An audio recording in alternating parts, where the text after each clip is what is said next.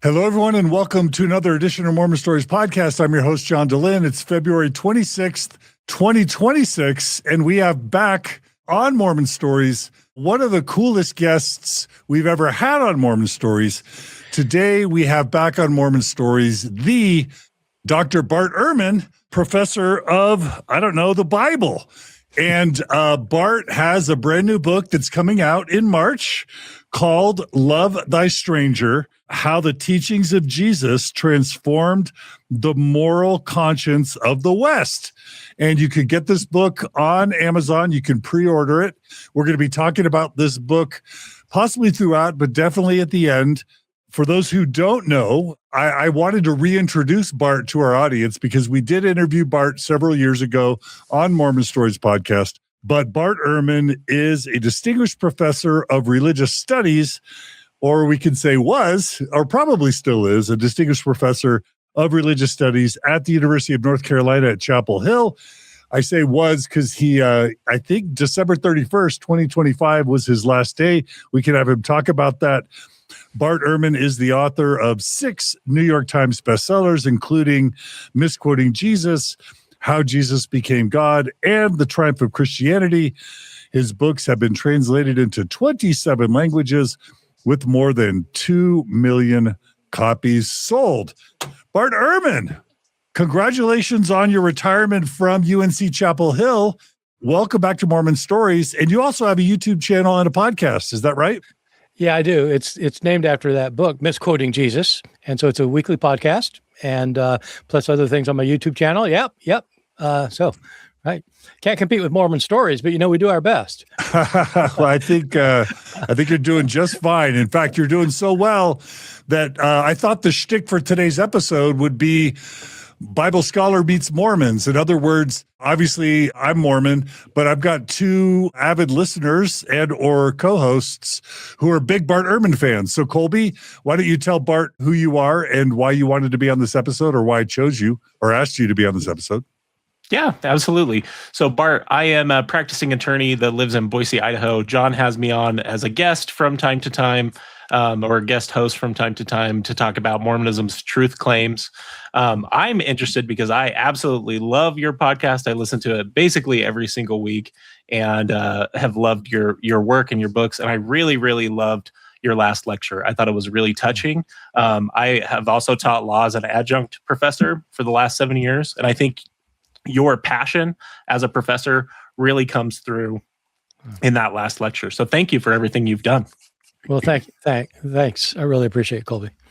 Yeah, and we'll make sure Brooklyn puts in the show notes a link to Bart's last lecture. It's a lecture he gave as he retired from UNC Chapel Hill. But I don't know, Bart, is it fair to say it gives an overview of many of the key points of your research and your, messages over the past several decades?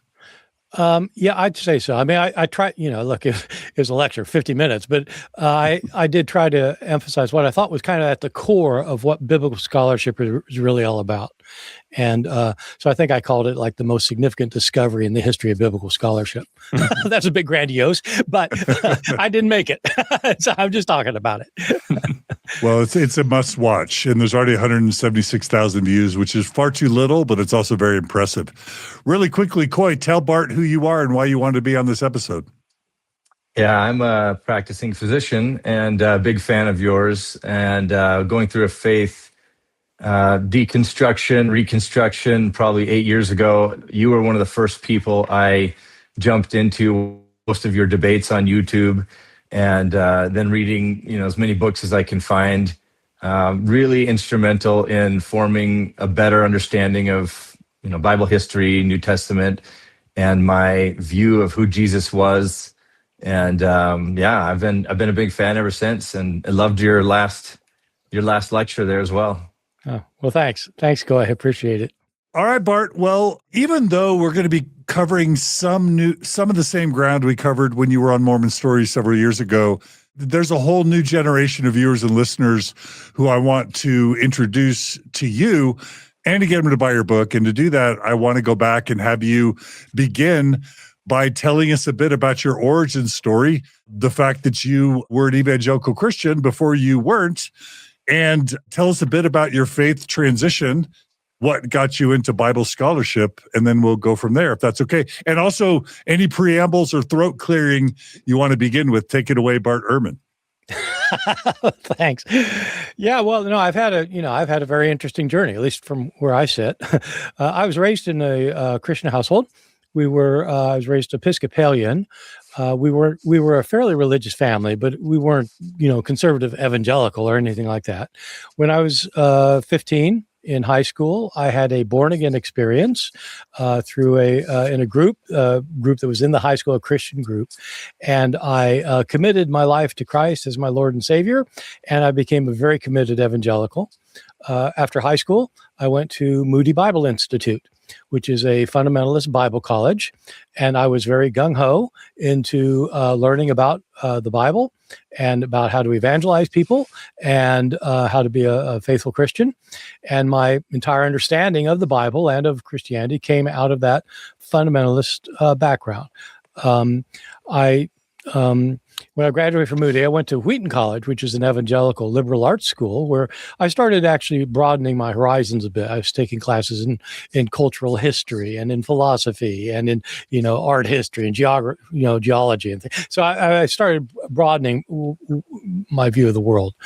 After that, I took Greek at college at Wheaton, and I wanted to become a scholar of the Greek New Testament, and I was especially interested in studying the Greek manuscripts of the New Testament to understand where they were different from each other and how we could figure out what the authors originally wrote. The world expert on that was a man named Bruce Metzger, who taught at Princeton Theological Seminary. And I went there for my master's degree to study with him. And then I stayed on for a PhD there. So I was there for 7 years. While I was there, I started changing my views about the Bible and about understanding what it was all about. Princeton was not an evangelical school. It was a Presbyterian school training Presbyterian ministers. I was not Presbyterian, but the person I wanted to study with taught there. So that's how I went there. And I started realizing in the course of my studies, as I learned Greek more thoroughly and started reading the New Testament in Greek more carefully, and as I learned Hebrew and started reading the Hebrew Bible in Hebrew, eventually then I learned French and German to read scholarship from Europe on the Bible, and I threw myself into it quite seriously, and I started realizing there are problems with the Bible. If you're just honest with yourself, as I told myself, I said, if I'm being honest with myself, this is a contradiction. This is a flat-out contradiction. And once I started realizing that there were occasional contradictions, it made me start realizing that the Bible wasn't what I thought it was. It wasn't an inerrant revelation from God. It was a very human book. That was the beginning of my biblical scholarship. And as I progressed through my master's and then my PhD program, I realized increasingly that the Bible isn't a single book. It's actually 66 books that have been combined into one book. So that's actually what my last lecture is about how once you realize the Bible is different books by different authors written at different times in different places to different audiences with different perspectives and views and theologies, it changes how you look at the Bible, and it actually makes it far more interesting and important, and it explodes the interpretation. Because you're no longer making one book say exactly what some other book says. You're realizing, oh, they are different. So I remained a Christian for a long time, for years after that, but of a more liberal bent. Ended up again in the Episcopal Church. When I came to Chapel Hill to teach, I was a liberal Christian, and I worked at I didn't work. I taught like adult Sunday school at the local Episcopal Church, and it was only some years later that I struggling with the problem of why there's suffering in the world, why there's so much pain and misery in a world in which God is to be sovereign, a world where God is said to answer prayer, and yet prayers don't get answered, and people suffer horribly, that I started questioning my faith altogether. And it was probably 30 years ago when I finally realized, I just don't believe there's a God in this world, at least a Jewish Christian God who's in control, created the world, is going to redeem the world. I don't believe it anymore. And so for the last 30 years, I've been a an atheist with respect to, like, what do I believe? I do not believe there's a superior being in the universe. I'm also consider myself an agnostic, though, because if somebody were to ask me, do you know if there's a superior being in the universe? I'd say, no. How would I know? There's no way to know. So I don't know it. So I'm agnostic. I don't know, but I don't believe it. So I'm an atheist. Beautiful. Bart, really quickly, we'll probably be talking about many of the concepts that were influential to causing you to lose your faith. But from a personal perspective, can you share with us kind of 2 or 3 of the biggest silver bullets that you personally kind of penetrated your Christian faith consciousness and kind of really did you in?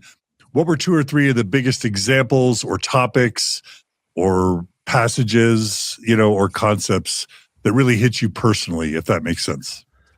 Well, I'll give you one of sort of each. I mean, for me, the big transitions were from being a very conservative evangelical to being a more liberal Christian. And for that, it was because of my education at Princeton Seminary. But the event that made a huge difference was early on. And I talk about it in one of my books, Misquoting Jesus. I had been assigned, I had taken a class on the Gospel of Mark. This might have been like my second semester there at Princeton. It was like right away at Princeton Seminary. And it was a study of the Gospel of Mark, the entire semester on the Gospel of Mark, studying it in Greek. And so before the semester, I memorized all the Greek words in the Gospel of Mark so I could just read it without having to look things up in dictionaries. And and so I threw myself into this course. And at the end of the semester, the term paper was supposed to be on any topic we chose on the Gospel of Mark. And I had long been intrigued by a passage in Gospel of Mark, even when I was an evangelical, in Mark chapter 2, where Jesus and his disciples are on a Sabbath. They're by a grain field, and the disciples are hungry. And they go into the grain field and they start pulling things off and eating them. So it must be corn or something like that. They start eating some corn, or we don't know what. But the Pharisees see them doing this, and they accuse Jesus, and they say, "What? Why are you letting your disciples do this? It's the Sabbath. They can't be harvesting on the Sabbath." And Jesus, as he always does in the Gospels, gets the better of them by telling a story and then delivering a powerful one-liner. The story says, look, don't you remember in the Old Testament, don't you remember in the Bible when David and his followers were hungry on a Sabbath? And he did not. They were hungry, and they went into the tabernacle and they ate the showbread that was on the altar that only the priests were supposed to eat. So their need was superior to the law. The Sabbath was made for humans, not humans for the Sabbath. And so he gives this story, and he says, remember when that happened in the Bible when Abiathar was the high priest? And then he gives the story. The thing is that I knew it as an evangelical that Abiathar was not the high priest when this happened. His father Ahimelech was. If you just look it up in the book of 1 Samuel, Ahimelech is the high priest. So then why does Jesus say Abiathar is the high priest? Isn't that a contradiction? So I decided to take that on in my term paper. 30-page term paper, digging deep into the Greek grammar and explaining that based on a sophisticated analysis of the Greek grammar, that even though Jesus said Abiathar is the high priest, what he really meant was that Ahimelech was the high priest. So that was my term paper, 30 pages, trying to prove that. And so the professor of that class was a very devout. He wasn't, I don't know if he'd call himself evangelical, but he was a devout believer in the inspiration of the Bible, no mistakes in it kind of guy. And so, but I mean, no mistakes in the sense that, I mean, there weren't like huge errors, but he wasn't a complete conservative evangelical. And so I wrote this paper, had this analysis, and at the end of the paper, the only thing he said was, maybe Mark just made a mistake. And he was a pious person I looked up to. I thought, oh, really? Huh. Maybe it is possible Mark made a mistake. Wait a second. That makes better sense than my 30-page, detailed analysis that was just making stuff up to get away from. So that alerted me to the fact there actually could be a mistake. And once I realized there could be a mistake, I started seeing more mistakes and more and contradictions. That was one moment in my life. Thanks for sharing that. When you did start losing your faith, just because so much of our audience, not just LDS or Mormon, but we have a lot of former evangelicals, former Scientologists, Jehovah's Witnesses. Over half our audience has never been Mormon. But what I think many of us have in common is just the difficulty and the pain and the trauma of losing faith, especially a high demand religion, can be really, really painful and difficult. Was it difficult for you to experience that faith transition? And if so, how was it most challenging for you? Yeah, it was very difficult because, as I said, after that event, I was a liberal Christian for a number of years. I came to think that because of all the suffering in the world, I just couldn't believe there was a God who was active in the world anymore. And it wasn't because of a personal experience of mine. It's because it's just seeing the incredible suffering all around us. It was very, very difficult for me emotionally. I found it emotionally wrenching for years. I was afraid that maybe there is an afterlife, and if I'm wrong, I'm in trouble now. I lost friends. I had a rift in the family about it because my parents, for example, remained committed Christians. And it was very disruptive. My entire life up to that point, my thinking about big issues in life were all centered on the truth of the Christian faith. And now I was saying that I didn't think it was true anymore. And so I found it very emotionally disrupting and disturbing. And it took a long while for me to get over it. I did get over it. I'm completely over it now. But when it's something that's that near and dear to you, it is very difficult to leave it. Yeah.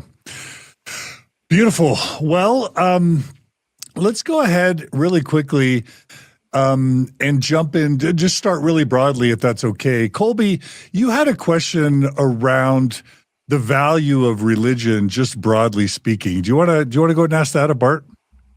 Yeah, sure. I would love to. So, Professor Ehrman, as you look back at the role that religion has played in kind of stabilizing society, I think a lot of people can share their perspective on how foundational religious belief has shaped the West. It sounds like that's the topic of your new book. I guess my question would be kind of two-part. Like, what role has religion played in serving as kind of that stabilizing foundation for societies? And do you think secular frameworks will ever get to the place where they can replicate that function that historically has been played by religious belief? Yeah, no, it's a really good question. And it's the one that everybody who has faith issues struggles with. If I leave the faith, I mean, apart from God, society as a whole, but where do I find my moral compass, for example?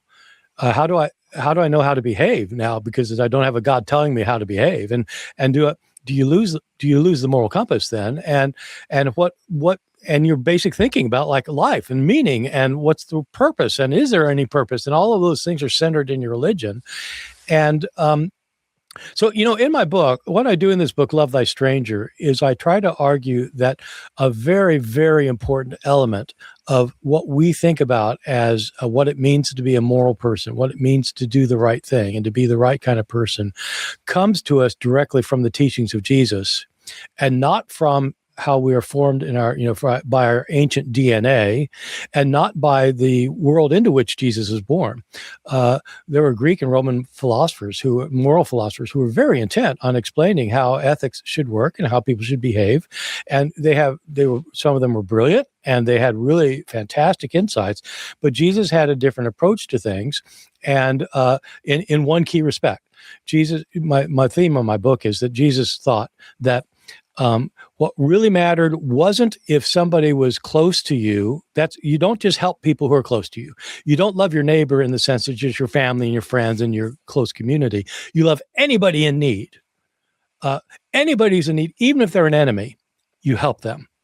And that, because Jesus taught that, his followers taught it, and when his followers took over the Roman Empire, that became the understanding of morality within the Roman Empire, which took over the Roman world and has been handed down to us today. So the question is, if we leave the Christian faith, where are we? Do we lose our sense of morality? Does society have anything to tie it together anymore or not? My views about this are that that it's not that Christians are more moral than other people, in my experience. It's not that non-Christians are necessarily non-moral. The kinds of things that glue us together are much of it is in our DNA that glues us together as communities. And most people throughout the Western world now do have a common moral sense, even if they don't believe in the Christian message anymore, or even if they were never connected with Christianity, because Christianity was so central to the development of Western society and culture. The kind of Christian mentality is in people who are complete atheists, even if they don't recognize it.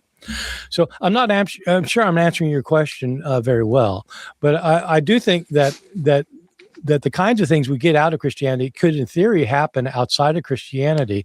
I think the big problem is that people who leave the faith usually don't have communities to go to where they can share their values and share their concerns. And, it's one of the brilliant things about some organized religions is the idea of fellowship with like-minded people that you don't normally socialize with. Yeah, that's very follow-up. I did. And I think the thing that's very interesting to me about your comments, Dr. Ehrman, is, you talked about how recognizing the suffering that we see all throughout the world was so foundational to you kind of losing the last vestiges of your belief in Christianity. I kind of experienced that in reverse, in the sense that during my time as an attorney earlier in my career, I worked as a criminal prosecutor. And when I was working on a very difficult child abuse case that resulted in the death of this child due to abuse and neglect, I just saw things in this case file that just completely changed me. And so I didn't actually, leave Mormonism for several more years, but at that point, I basically shifted to only being able to believe in like a deistic God model because of that issue. And I think one of the things that's interesting to me about what you just said is how oftentimes, obviously not always, people who really, really believe kind of the core of this Christian message, which you're talking about, this expansive view that Jesus had, can sometimes be used then to lead people out of that faith, right? It's seeing this expansive view that Jesus taught that can then cause people to look and see this suffering all around us in a completely different way. Yeah, no, it's a really great point. And, there are a lot of people who had experiences similar to yours where they've just seen horrible suffering, and, they just realize, of course, people try to explain it, and they have explanations, and the explanations are satisfying to some people, but other people look at it and just say, no, there's no good explanation for this if there's a God in the world. And so I very much appreciate that.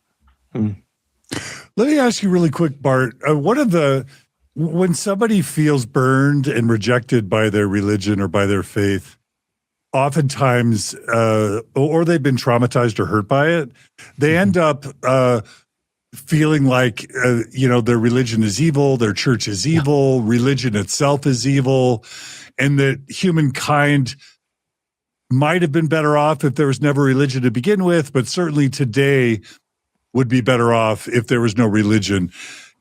This is a weighty question, and I'm sure it's not a unidimensional answer, but I would love to get your high-level take on those questions.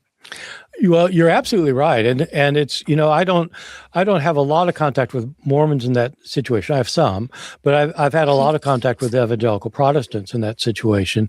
Who and look, most of us who left the faith understand the knee-jerk reaction when you just cringe when somebody holds to things that you used to hold yourself, and you just think they're so wrong, so obviously wrong, can't understand why they don't know it's wrong, and there's a kind of a vehemence about it that often comes about, and people sometimes do just say, "Look, religion is horrible," and it often is because of their personal experiences when they've been very hurt by things within their religious tradition. So I get that, and a lot of people like that really like a lot of my books because they think that it's kind of fueling the fire that they've got burning within them. I've always been a little bit surprised by that because I'm actually not opposed to Christianity myself. or in any of its forms. I mean, Mormonism or Catholicism or Orthodoxy or, fundamentalism. I'm not fond of fundamentalism. Any kind of fundamental. I'm just Christian, Islamic, Jewish, whatever. That's the problem for me, but not religion per se. So the thing about this book that I've just written is that it's the only book that I think I've written that people will look at and say he's really saying something really quite good about Christianity. And I am. It's not that I'm a Christian, because I'm not, but I think people go too far in painting a dark picture of religion in general and Christianity in particular, because that's my main field of interest, because they can point out all the wicked things that have happened and do happen in the name of religion. And it's not hard to draw up a list. In my book, at the end of the book, I point out, I'm not just painting this in a bright light, because I recognize how anti-Judaism early on in Christianity led to horrible events, pogroms and slaughters of villages in the Middle Ages, and eventually led to the Holocaust. Absolutely happened. Crusades, Islamophobia, inquisitions where you torture people to death because they don't have the right beliefs, and justifying slavery in the American South, oppressing women. I mean, it's just like, oh my God, there's so much that is negative. But my book tries to say, yes, that is absolutely right. And there's no way to minimize that in my view. There is also good that happens. And we would be, I think it's foolish to say that it's all bad, when in fact you can show there's a lot of good. And in ways that I didn't even expect going into this book. But as I did the research, I came to realize things that I think are historical facts. I mean, such as Christians in the Western world are the ones who invented public hospitals. And they invented orphanages. They invented homes for the elderly. They invented governmental assistance to the poor because they're poor. They invented private charities for disaster. These are all Christian inventions in the West. And so people don't believe me when I say that, but I'm telling you, it's true. It's historic. It can be shown. And so that's a positive side. So I have not been as badly burned by religion as other people have been. And so I sympathize with those who do, and I try to empathize with those who do. But I think it's also important to look that there is a good side as well. I love it. Bart, one of the big problems that I think people get into is having, let's just say in the modern era, having unrealistic expectations about what scriptures are and aren't, what they are trying to do and what they aren't trying to do, and even what they are claiming to be trying to do versus what we try and use them to do in modern times. And oftentimes when I talk about the science says the flood couldn't have happened, or science says the age of the earth is, billions of years, some of my believing Christian friends will say the Bible, before the modern era, the Bible, Old Testament or New Testament, they weren't created to be science manuals. They weren't even created to tell us how things happened. And people were much more comfortable with stories and fables and myths, and they weren't as concerned about literality. Give us that background and tell us whether there's validity to people having a different expectation of scripture sort of in a pre-modern time frame. It's a very complicated question because it is true that Genesis 1 was not meant to be a science manual. It's also the case that the author of it appears to have thought that it really happened that way. And it's certainly the case that that was the view of Jews and Christians throughout the centuries. They thought it happened that way. When we say it wasn't a science manual, that's true, but it's because science itself didn't exist in the way we know of it.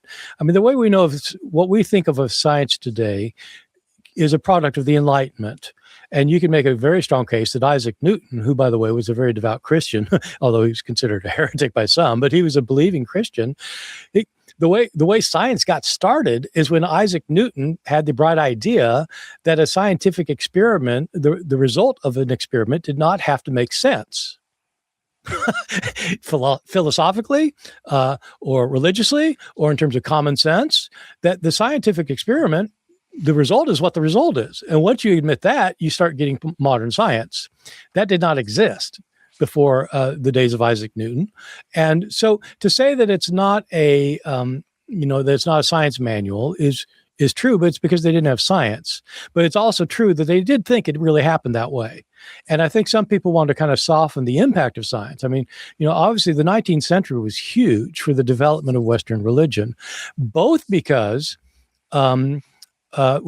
biblical scholars started realizing the problems in the Bible that I've talked about a lot, contradictions and implausibilities and things. They start realizing, different authors had different views in the 19th century, especially. That became a big deal in Europe. But it was at the same time that the sciences developed. And, Darwin was trained to be a minister. If he hadn't got on the beacon, he may well the beetle. He may have just become a country parson.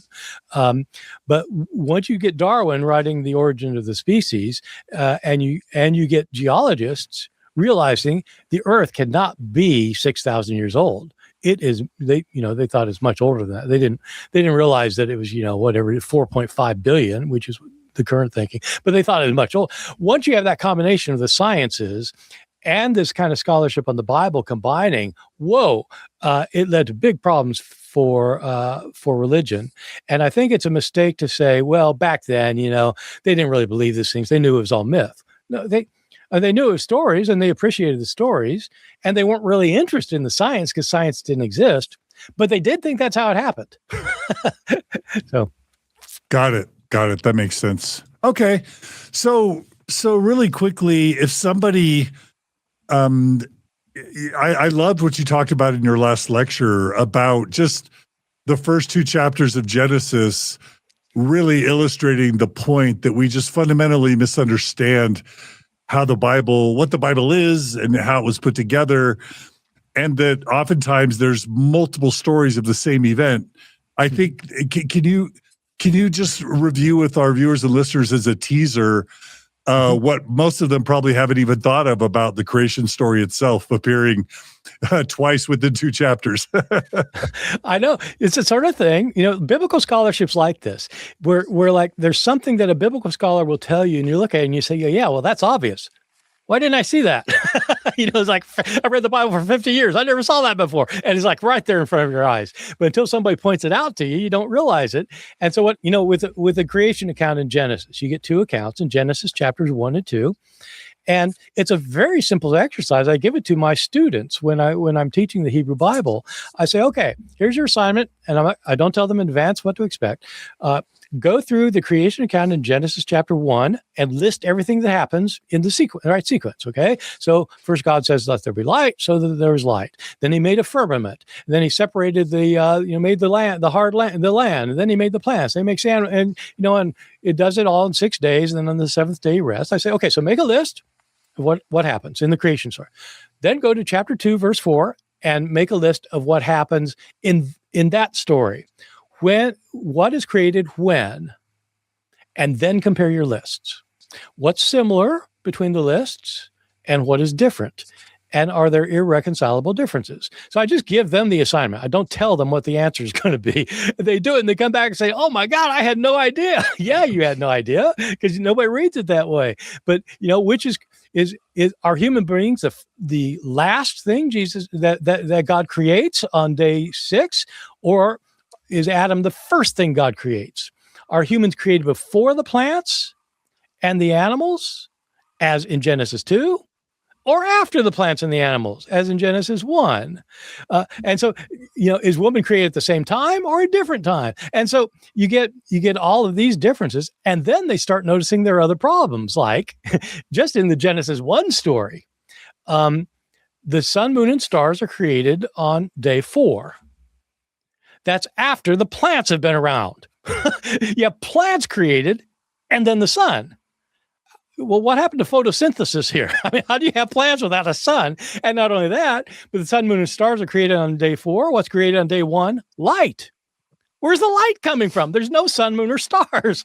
And so you just go through these things and say, oh my God. And so that's why it is right to say these are stories. They are, you can call them myths. I call them myths. They are myths. They're stories about how God made the world in a way that didn't really happen. Which isn't the same thing as that, people knew it didn't have, they thought it did have, but yeah, you can't take them as literal descriptions, because in the sense that if you want to know what really happened. Right.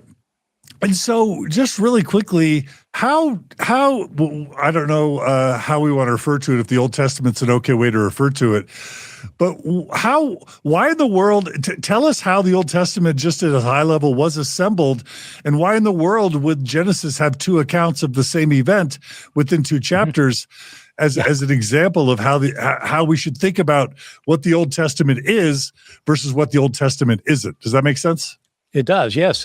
Because when scholars recognize things like that, look, there are hundreds of things like that in the Bible where it doesn't stack up. It's especially interesting when it happens within the same book, one chapter, and then the next chapter it happens. Wow. It often is more like this book says this and that book says that, and you just cannot reconcile these two. That happens a lot.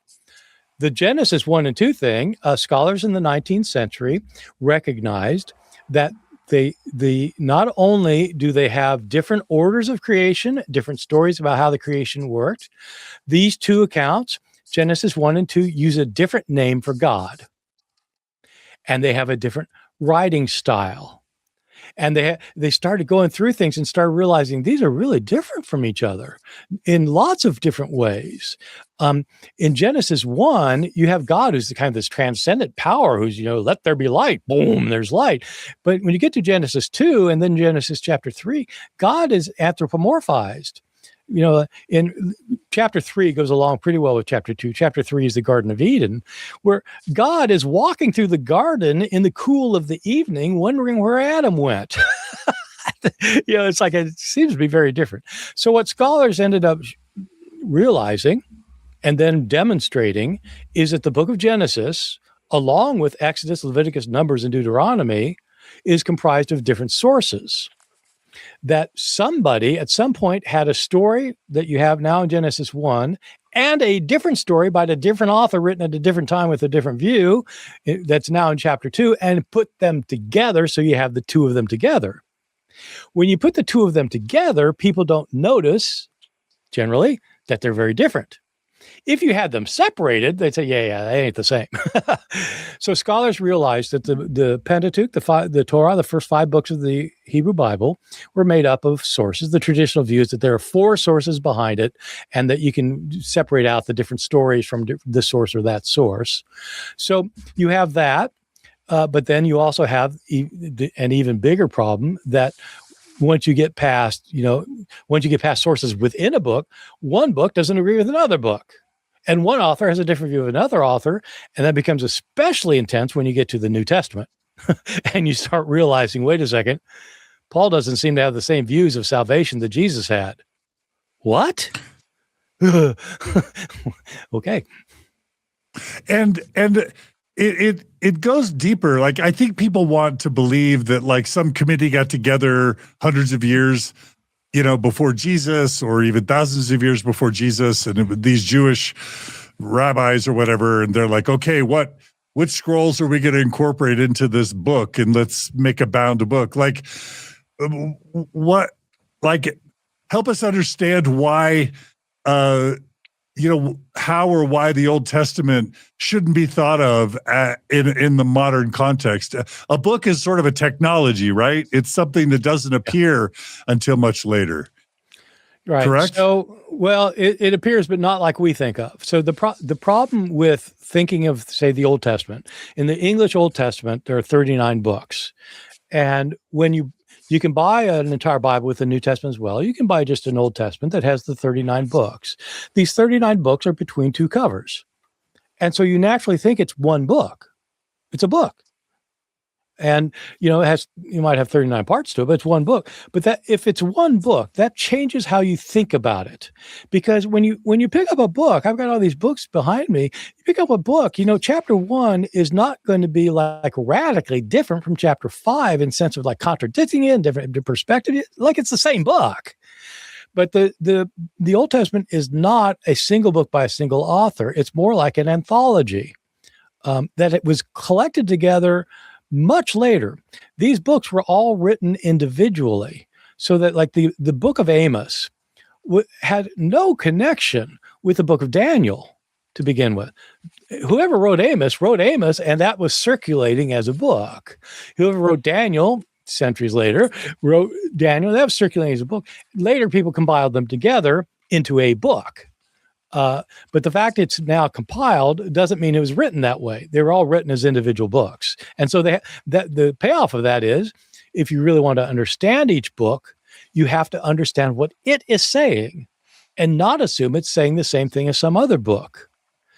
So if you simply assume that the book of Deuteronomy is saying exactly the same thing as, say, the book of Isaiah, you're going to get it wrong. And in the New Testament, you helped me understand that Matthew probably didn't write Matthew, Mark probably didn't write Mark, Luke didn't write Luke, John didn't write John. Do we have the same problem in the Old Testament? And does it even go deeper in the sense that can we even know if someone like Adam or Abraham or Moses, Noah, or even David existed, let alone did they write the books that their names are attributed to? Big problem. One issue in the Old Testament is that a lot of the books are written anonymously. So it's going to be different when we get to the New Testament. But Genesis does not claim to be written by Moses, or Exodus, Leviticus, Numbers, or Deuteronomy. That's a later ascription to Moses, and the books themselves presuppose Moses did not write them. So scholars, so there's that. So you have anonymous books, Joshua, Judges, Ruth. These books are anonymous. You get people assigning names to them. Moses wrote that, in order to lend greater authority to them. There are other books that claim to be written by named authors. I mentioned Amos or Isaiah, for example. These are people who tell you what their name is, and they write a book. And in most cases in the Hebrew Bible, in the Old Testament, most scholars think, probably there was this Amos who wrote that. But the problem is that most of the in fact, all of the historical books are anonymous. So if you want to know about David, you don't have anything that David wrote. People say he wrote the Psalms. And in fact, the Psalms themselves have little headings in kippets at the beginning that say, the Psalm of David. Those were added later. The Psalms were anonymous. And these Psalms that claim to be written by David could not have been written by David, including by Psalm 23. People never think about this, but when at the end of Psalm 23, the Lord is my shepherd, I shall not want, where at the end he says that he wants to dwell in the house of the Lord forever. The house of the Lord is the temple. It didn't exist until David died. His son Solomon built it. So the 23rd Psalm could not have been written by David because it's talking about dwelling in the temple. And so scholars recognize things like that. And it is a big problem because we don't know who wrote most of these books, and it creates problems for knowing their historicity. My view, the common view among critical scholars is no, there was not an Adam. I don't think there was an Abraham. I think that's a widely held view as well. There might have been a Moses-like figure, but he certainly wasn't doing many of the things described in the books of Exodus and following. There was a David, but I don't think we know very much about him. So these books, they're telling stories that had been being told for not just year after year or decade after decade, for centuries before people wrote them down. And most of them are stories, meaningful stories, important stories, really great stories, and stories that you can think by, but not necessarily historically accurate. You may know, Bart, that the Book of Mormon, a huge section of the Book of Mormon stems from a literal journey that people from the Tower of Babel made from the old world, I guess, to the new. These people are called the Jaredites in the Book of Mormon. Please tell us, Bart Ehrman, that at least we can rely that the Tower of Babel did in fact happen as stated in the Old Testament. Oh God, I wish I could. Bart, don't take the Tower of Babel away from us Mormons, please. I'm sorry, man.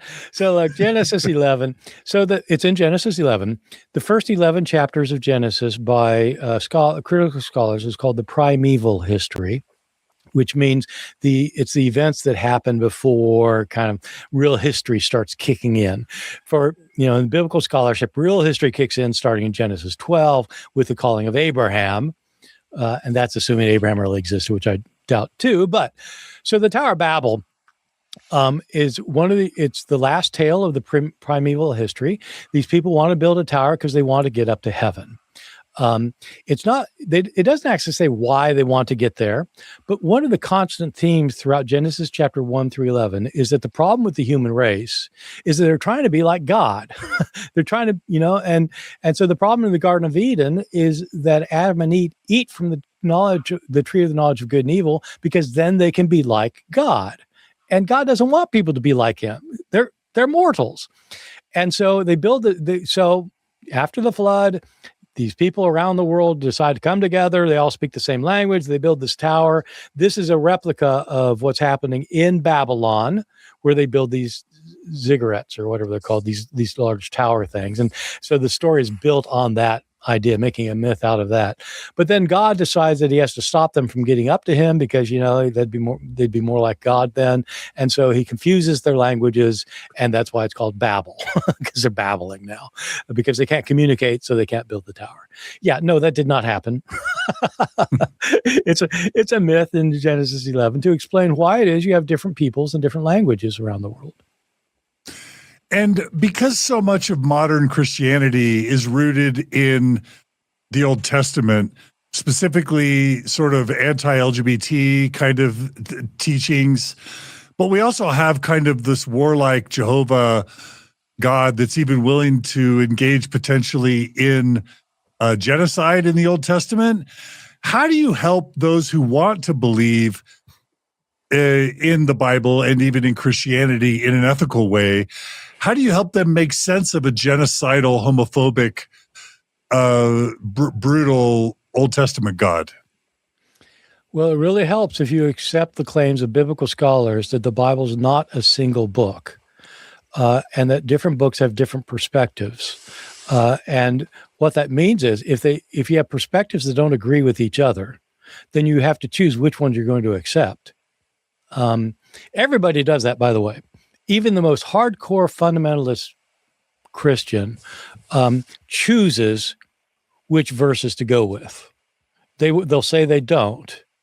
But today, for example, if there's only a couple verses in the Hebrew Bible that talk explicitly about same-sex sexual relations.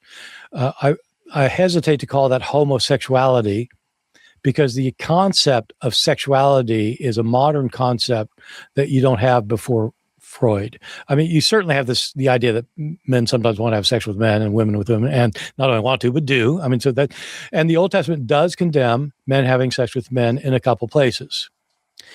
It equally condemns wearing a sweater that's made out of two different kinds of fabric. And it equally condemns if you have somebody from outside of Israel who immigrates into Israel, if somebody joins your country, you're to treat them like other people who were born into your country. It is very clear about this, about immigration policy. And so, if you pick the verse that condemns same-sex relations, but you don't mind wearing certain sweaters, and you don't care about immigrants, but you want to get rid of them, quite apart from what I think about those views personally, and socially, and morally. But if you think you're following the Bible, you're not. And so you've got to choose, and everybody does choose. So instead of the God who sponsors genocide, I support the God who says, love your enemy and take care of those who are in need and care for the poor and the homeless.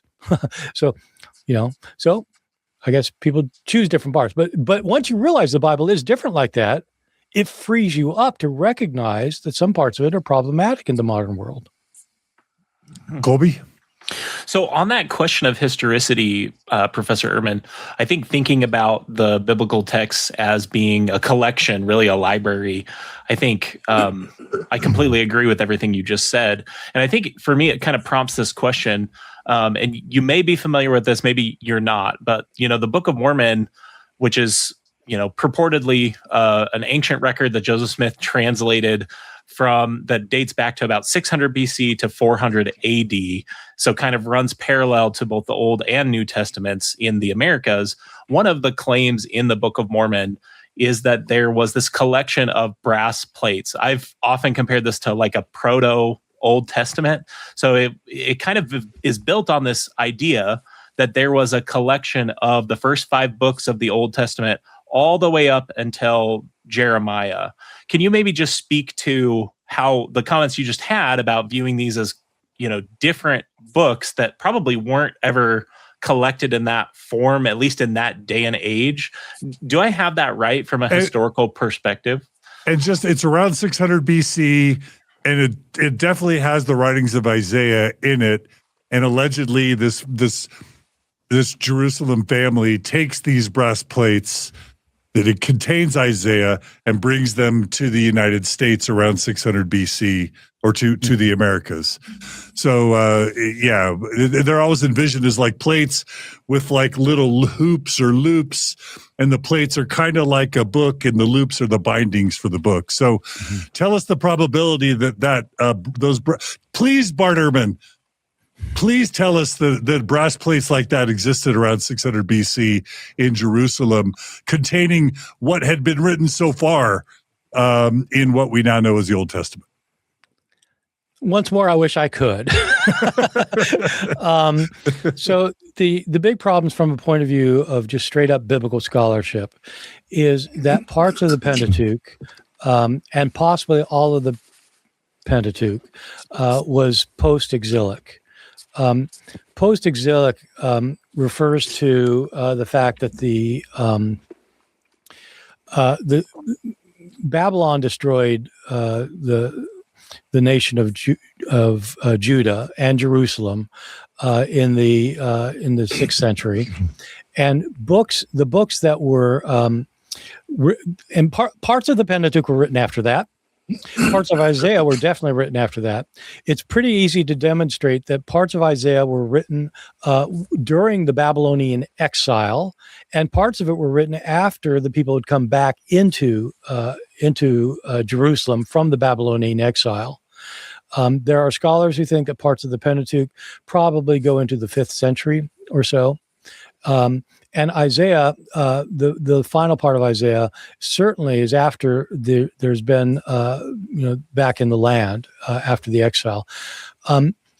That would be in the 530s or so.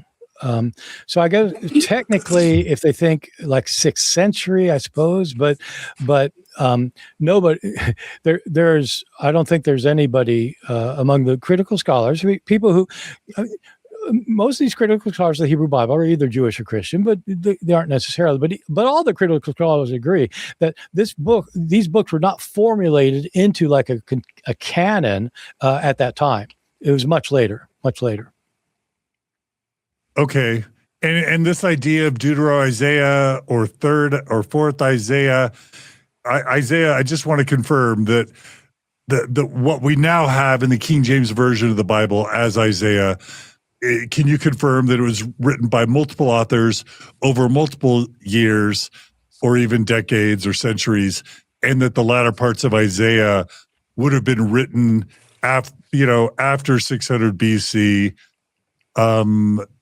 such that important parts of Isaiah could not have traveled with Lehi and his family to the Americas, at least in totality? Can you confirm that, or do we have that wrong? Okay, no. So again, since the 19th century, when especially German scholars were digging into this, it became quite clear as they read the text closely that Isaiah has 3 different sections to it. Chapters 1 through 39. Most of those chapters do go back to the 8th century prophet Isaiah, who lived in Jerusalem, and with some chapters added later. But those chapters would be from the 8th century, so the 700s.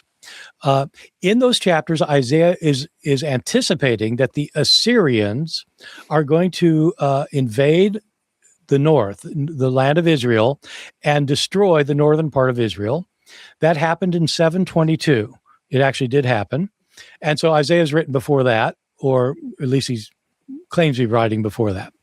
Starting with chapter 40, up through chapter 55, 40 through 55, is starting in chapter 40, there's a different author who's celebrating the fact that now the southern nation Judah is in Babylonian exile, but he's celebrating the fact they're going to be released and return to their homeland in Judah.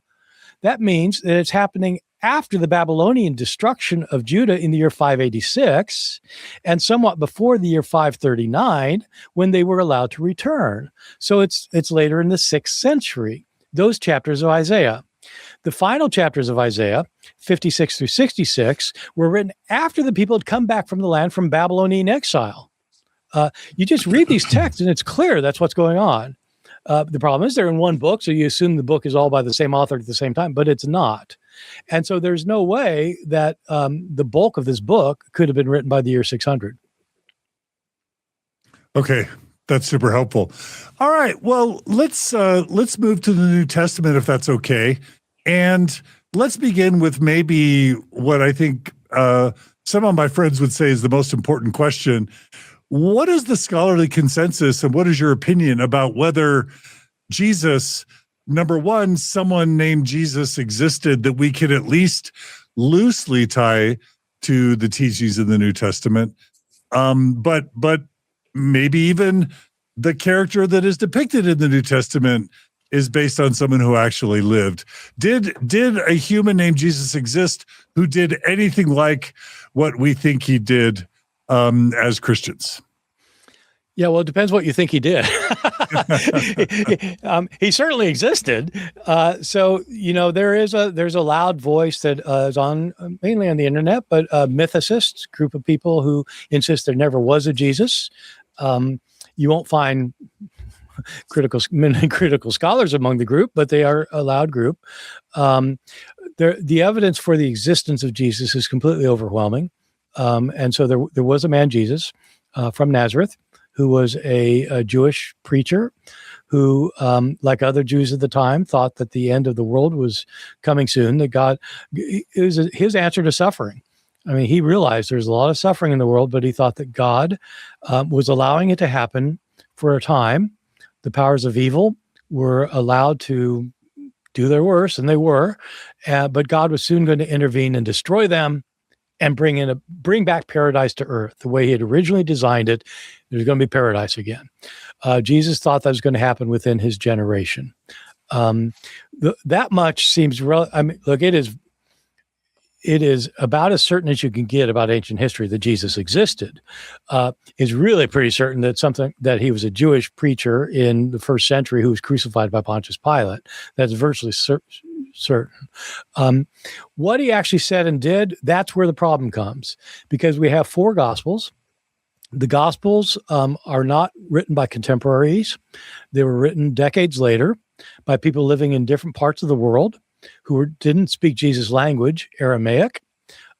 They are basing their accounts on stories that have been in circulation for years, and they disagree with each other. Sometimes flat-out contradictions, sometimes differences in perspective. So it is difficult to reconstruct what Jesus actually said and did, but it's clear he did exist, and the debates are about the details. Okay. And, Jesus, obviously Jesus wasn't the way his name would have been pronounced at the time, but that name was a common name, right? So probably lots of people had that name. Yeah.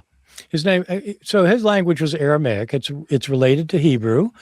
In Hebrew, our name Joshua comes from the Hebrew word The Aramaic word would have been Yeshua. And in Greek, when you say Yeshua, you say Jesus. And when you say Jesus in English, you say Jesus. So people say, well, why did you just call him Yeshua? Well, I don't know. Why do you call John John? Why do you call James James? I mean, when you're talking in English, you use English names. That's why. Got it. Okay, tell us about just this mind-blowing idea that many Christians have never heard of, let alone would want to grapple with. How do we know that Matthew, Mark, Luke, and John may not have written Matthew, Mark, Luke, and John? Take us back to how we figured that out, how we know that, and why that really matters in terms of understanding the New Testament better. Again, it's a complicated question. I have an entire course on this, an online course I do that explains all of this. So it would take a while, but here's the basic information. The gospel writers, we call them Matthew, Mark, Luke, and John. The gospel writers are anonymous. They don't tell us their names. The gospels have titles. The gospel according to Matthew. But whoever wrote Matthew's gospel didn't call it that. I mean, so in Greek, actually, the old manuscripts say, according to Matthew, that's the title. Well, when I write a book, the title is not called according to Bart. I give it a title. And so whoever's calling it according to Matthew is differentiating it from the one that's called according to Mark or according to Luke, etc. These are later attributions. The authors don't name themselves. They don't talk in the first person in their Gospels. They don't indicate that they were companions of Jesus in the Gospels. They're writing in a different language from Jesus. And they're clearly living later. They appear all to be living after the destruction of Jerusalem in the year 70. There are reasons for thinking that.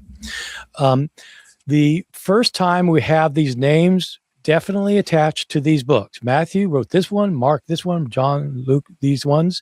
First time that happens is in the writings of Irenaeus, a church father who was writing around the year 185. So about 100 years after these books were in circulation is the first time they're called these things. So they were circulating anonymously. Earlier authors sometimes quote them, but they don't mention Matthew, Mark, Luke, and John. There are reasons for thinking these were not written by Aramaic-speaking peasants living in Israel at the time of Jesus.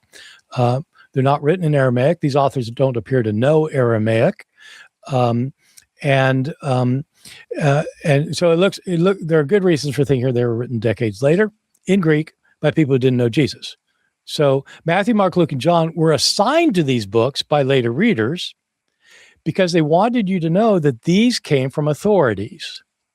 The reason they wanted you to know they came from authorities was because there were other gospels floating around that actually did claim to be written by apostles. We have a gospel of Peter and a gospel of Thomas and a gospel of Philip and a gospel of Bartholomew. And, you have a bunch of other gospels that are actually claiming to be written by apostles. And when the people who were sort of in what became the orthodox view of things wanted to celebrate their gospels, they named them after authorities so that so that they'd have authority. And so that's how they got the names Matthew, Mark, Luke, and John. Two of them allegedly are disciples. Matthew, the tax collector, John, the beloved disciple. Two of them are friends of apostles. Mark, a companion of Peter, Luke, the companion of Paul. Cool. You had a question about the manuscripts themselves, I believe. Yeah. So, or any other question you had. Yeah. How does having access to these old manuscripts, you've often talked about how we have copies of the copies of the copies of these manuscripts. And at one point you mentioned there were 30,000 counted discrepancies, and then later maybe even hundreds of thousands of discrepancies, more discrepancies than actual words in the New Testament.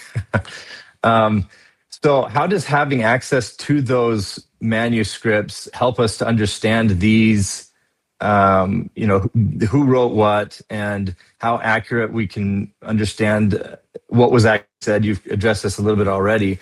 And then more specifically, the Sermon on the Mount being a sermon. A lot of people debate whether this was a sermon given at one time or if this was given over multiple different teachings and then sort of compiled.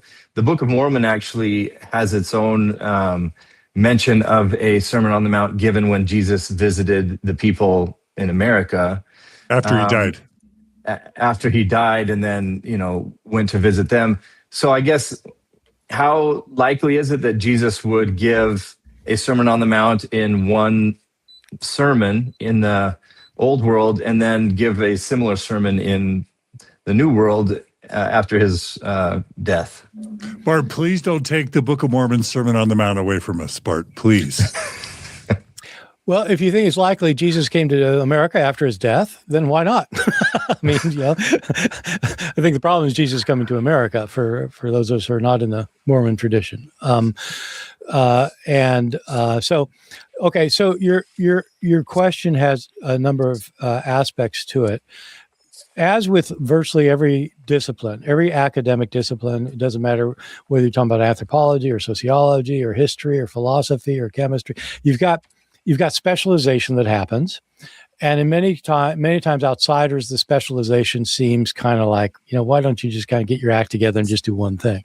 But within biblical studies, there are specializations.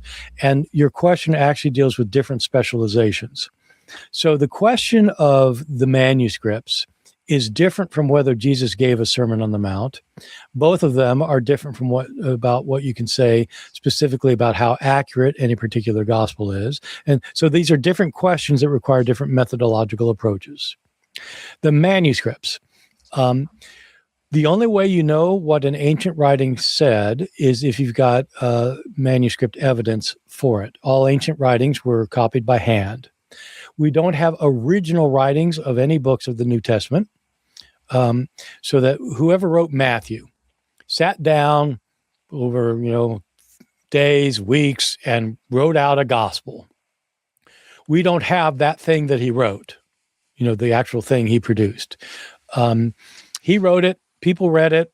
Somebody wanted a copy. They copied it. Some other person from some other church visiting said, "Oh, look at that! You've got a thing about you got a gospel of Jesus' life. We'd like that." And they copied that. Then somebody copied that copy, and somebody copied that copy. And we don't have any of those copies. What we have are copies from hundreds of years later. Our first complete copy of the Gospel of Matthew dates from about the year 370. So about 300 years of people copying it and then copying the copies and copying the copies of the copies. And the problem, and that's true of all the books of the New Testament, all the books of the New Testament are in the same situation where we don't have a complete copy for 300 years or so. I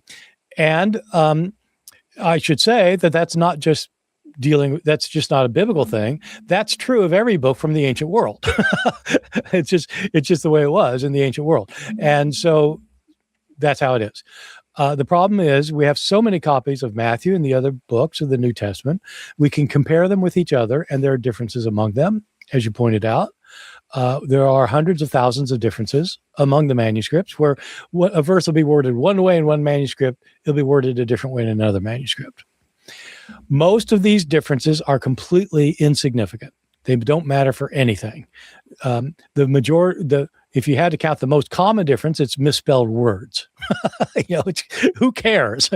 And so a lot of differences don't matter. Most of the differences don't matter. Some differences do matter. Some differences matter a whole lot. And some of those differences that matter a whole lot, we can't even decide what the original said. But scholars compare these various manuscripts to one another, and they figure out, based on these comparisons and a number of factors, what probably was what the author originally wrote. Again, this isn't just a New Testament thing. It happens for the Old Testament. It happens for Homer. It happens for Virgil. It happens for Shakespeare. It happens for Wordsworth. It happens for every author. Where you have to figure out the original because you have copies that differ from each other. So there's that. Once you know what you're pretty sure is probably the original, say of Matthew, okay, you know what the original is. That doesn't tell you whether the original was right or not. You just know what Matthew wrote, or you have a pretty good idea that you think you know what Matthew wrote. Whether what he wrote is right or not is a different matter. The illustration I often give of this is in the modern world. When Hitler wrote Mein Kampf, we don't have much doubt about what he wrote. There are millions of copies of it. So you know what he wrote. Does that mean that what he wrote is right? No, it just means you know what he wrote. And so I say that because I don't know if this is true in Mormon circles, but in conservative Christian evangelical Protestant circles, you hear this claim often that since we have so many manuscripts of the New Testament, more than any other book from the ancient world, we know that what the New Testament is true. It doesn't mean that at all. It just means you know what they wrote. Whether what they wrote is true or not is a different question. So that's the manuscripts. Whether Jesus delivered on the Sermon on the Mount, that's another problem that has to be solved on other bases. And I think most scholars think no. Just with the Sermon on the Mount, it's 3 chapters long. Jesus talks for 3 chapters with lots of one-liners and parables, and Matthew's writing his account 55 years later. So what I do with my students, I ask them, did you hear the last inaugural address a year ago? Yeah, I heard it. Okay, write it down. What? I have no idea. Of course not. If Jesus gave a sermon like that, who wrote it? Nobody wrote it down. And 50 years later, somebody living in a different part of the world, writing in a different language, actually could do it word for word. What? So it's a different question, though, from the manuscripts. And Bart, have I heard you say previously and or today in this interview that many of the books of the New Testament, of the Gospels, many of the 4 Gospels were written generations after the person whose name is on the particular gospel actually would have lived? In other words, they were passed down through oral tradition for at least 1, 2, or 3 generations before they were actually written down. Do I have that right? Yeah, it depends how you date everything, but scholars typically date the Gospel of Mark to around the year 70, maybe just after the year 70, because it looks like he knows about Jerusalem being destroyed in the year 70. Luke and Matthew are about 10 or 15 years after that, in the mid-80s, and John is usually thought to be 95 or so. And so just with John as a key example, the Gospel of John reports many of the sayings of Jesus, but it looks like this had to be written around the year 95. Jesus' disciple John was an adult when Jesus called him to be his disciple in the late 20s. There's no way he's around in the mid 90s. He's not alive then.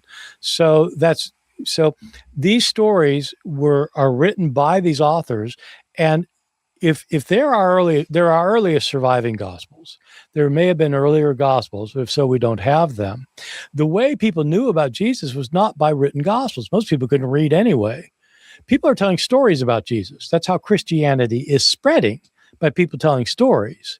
If somebody in Ephesus in the year 80 has heard about Jesus, he's heard stories about Jesus that have been circulating throughout the Roman world from Israel to Ephesus, far away, in a different language, translated from Aramaic. And so these books are all based on oral traditions, stories people have told and retold and retold.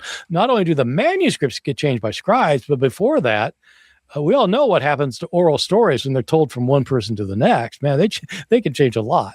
But those are the stories the gospel writers had heard. And then can you just tell us, for those who are just like, you're already blowing their mind, kind of like your mind was originally blown, that the New Testament contradicts itself, that the sequencing, understanding the sequence of when each of the Gospels was written helps us understand it better, but also explain some of these contradictions or errors or problems. Maybe pick 3 to 5 of some really big ones in some of the big categories to help us understand the flaws or inconsistencies or errors, or even the chronology of the New Testament. Well, one example I typically start with my students is explaining that in Mark and John, our first gospel is probably Mark, John's probably our last. Both of them explicitly tell you the day Jesus died and the hour of day. Mark indicates that that Jesus' disciples are told to make a Passover meal for Jesus and them, and they do that, and so they eat the meal that evening. They eat the Passover meal. It's important to remember that in Jewish reckoning, the day begins when it gets dark. Still works that way. That's why Shabbat dinner, Sabbath dinner's held on Friday night, even though Sabbath's on Saturday, because the day begins when it gets dark on Friday. Okay, so they prepare a meal for Jesus. It's on a Friday. They prepare the meal in Mark, and that night they may eat it. In other words, it's on the Passover day. Starts, and they eat the Passover meal. Jesus gets arrested afterwards, spends the night in jail. Next morning, he's found guilty. He is crucified at 9 o'clock in the morning on the Passover day, the day after they eat the Passover meal. Mark explicitly dates it in several verses, chapter 14, verse 12, 15:35, etc. The Gospel of John also has Jesus having a last meal with his disciples, but it's not called a Passover meal. He's arrested afterwards and spends the night in jail, and he's put on trial, and he's crucified after noon. And John tells you that it's the day before the Passover, chapter 19, verse 14. It's the day when they'd be preparing the Passover meal that Jesus is killed. Well, he either got killed after the Passover meal was celebrated, or on the day they were preparing to celebrate it that night. Can't be both. And he's either killed at 9 in the morning or afternoon, and wasn't put on the cross, and can't be both. Well, so what's going on there? Well, John's changed the story. He's changed the story because the Passover meal is commemorating the Passover lamb that was killed in the days of Moses to celebrate the Exodus.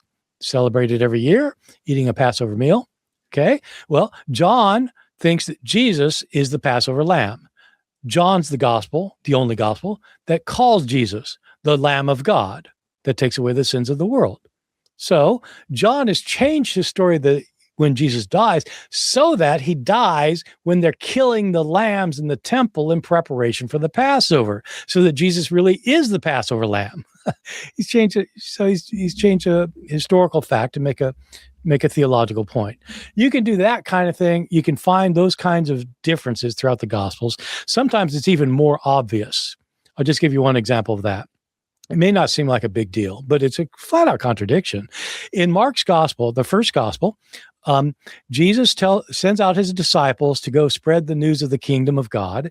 And he tells them, go heal people, cast out demons, preach the kingdom of God. Don't take a backpack with you. Don't take extra sandals. Don't take any extra money, but take a staff, a walking staff, but take a staff. So they go and they do it. Matthew has exactly the same story. And Jesus says, don't take a backpack, don't take extra sandals, don't take any money, and don't take a staff. Wait, in Mark he says, do take a staff. In Matthew says, don't take, which is it? Well, it's just, it's a contradiction. Matthew changed it because he wanted to show even more that they weren't reliant on anything but God. And so they didn't even take a staff with them. So you get that kind of little thing. You get that kind of bigger thing in John, and you have, so you have tensions and contradictions. We could talk all day about them. My book, Jesus Interrupted, is a book where I really go into a lot of those just to show people how different these are. Sometimes flat out contradictions, and sometimes very, very different understandings of Jesus. I remember studying in Mormon seminary as a high school student, realizing that Judas is killed in two totally different ways, or dies in two totally different ways. Yeah. And that even the sign over Jesus's head, not only could they not get that right, just the what, eight words on the sign over his head when he was crucified, but like every one of the four gospels says something different in terms of what the sign said above Jesus's head. Am I remembering that right? Because I remember struggling with this in high school. Well, look, you need to remember they didn't have eyeglasses back then. And the four evangelists, man, they're doing the best. They wrote what they saw. But for the listeners, a really great exercise. I mentioned that thing about Genesis, and the example you used is a perfect one for people who want to see problems in the New Testament, the stories of Judas's death, because you get two accounts of it, as you said. You get in Matthew chapter 27, you have an account. And in Acts chapter 1, you have an account. And I have my students just list what happens. and then try and figure out. So if people do that, you'll find out that, people think of Jesus going out and hanging himself. That's what you get in Matthew.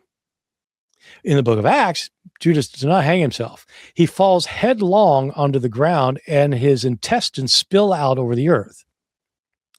In Matthew, the priests buy the field that he's going to hang himself on with the money that Judas has returned, the 30 pieces of silver. In Acts, Judas bought the field himself. In Matthew, it's called the field of blood because it was purchased with blood money, the money of a betrayal that led to Jesus' death, blood money. In Acts, it's called the field of blood because Judas bled all over it.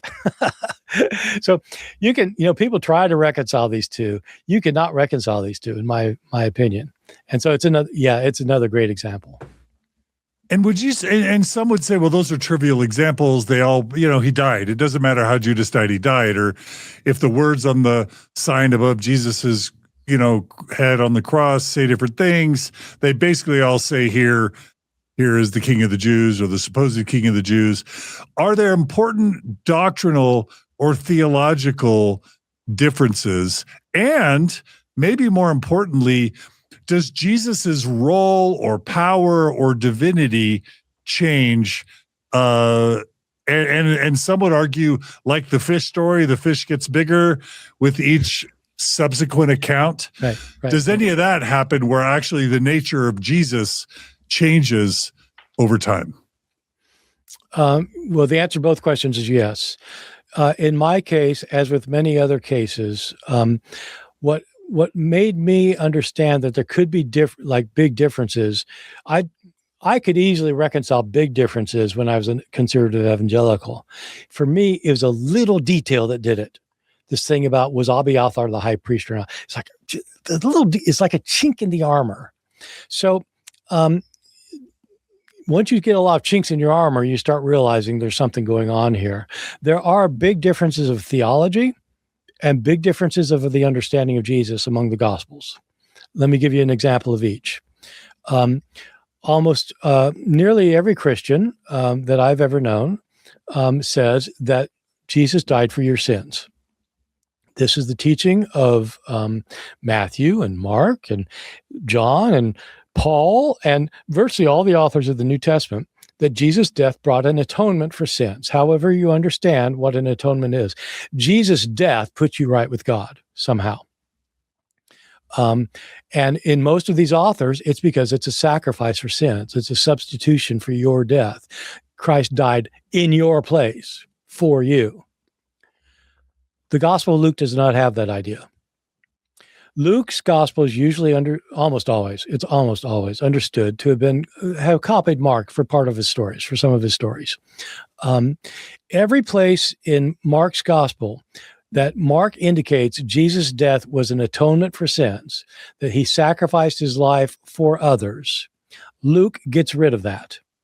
He doesn't copy those parts. In fact, he just takes them out of verses that he has otherwise. And in the book of Acts, written by the same author, Luke, whatever his name was, the same author wrote both the Gospel and Acts. That's not much debate among anybody. Even conservatives. Yeah, it's clear. That's true. In the book of Acts, the apostles are trying to convert people to become followers of Jesus. And they give sermons, chapter 2, chapter 13, etc. And when they give these sermons, they never talk about Jesus' death being for your sins. They say Jesus was unjustly killed. He was a righteous man, and you are responsible for killing him, and you better repent or you're going to be judged. Luke's view is that if you turn to God because you realize how sinful you are and you repent of your sins, he will forgive you. His view is not that you need somebody else to be a sacrifice for your sins. That's a pretty big difference. Does Luke have a doctrine of the atonement? Does he think that Jesus had to die for the sins of the world? No. The others do. Whew. Well, why did Jesus die? That's big. The second question you have about Jesus' identity, that of course it relates to that, but here's another big deal.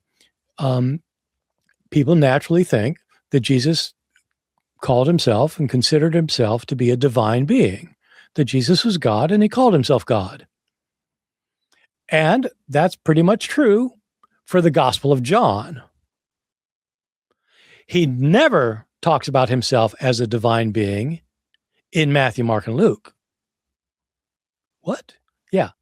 All of in John, Jesus says things like, I and the Father are one. John 10:10. Or before Abraham was, I am. So he existed before Abraham, and he uses the name of God, I am. In the story, the Jews know exactly what he's saying. They take up stones to stone him to death both times because they know that he's claiming to be God. In chapter 14, verse 9, he's talking to his disciples, and he says, if you have seen me, you have seen the Father. Wow. Okay, these are really quite exalted claims, and they're not found in any of the other Gospels. Jesus does not talk about himself in Matthew, Mark, and Luke, except the main thing he says in Matthew, Mark, and Luke is that he has to go to Jerusalem to get crucified. But he does not talk about himself as God at all. And so, if you're kind of doing a little thought experiment and you're thinking about Matthew, Mark, and Luke, why wouldn't they have him say that he's God if they knew that he said that he was God? I mean, if you're writing a gospel about Jesus and you know that he called himself God, why wouldn't you include that part? It seems like that'd be a pretty important lesson to learn, is that Jesus thought he was God. You just leave it out because it's all, that's not very important. Leave out that little bit. No, they had not heard this.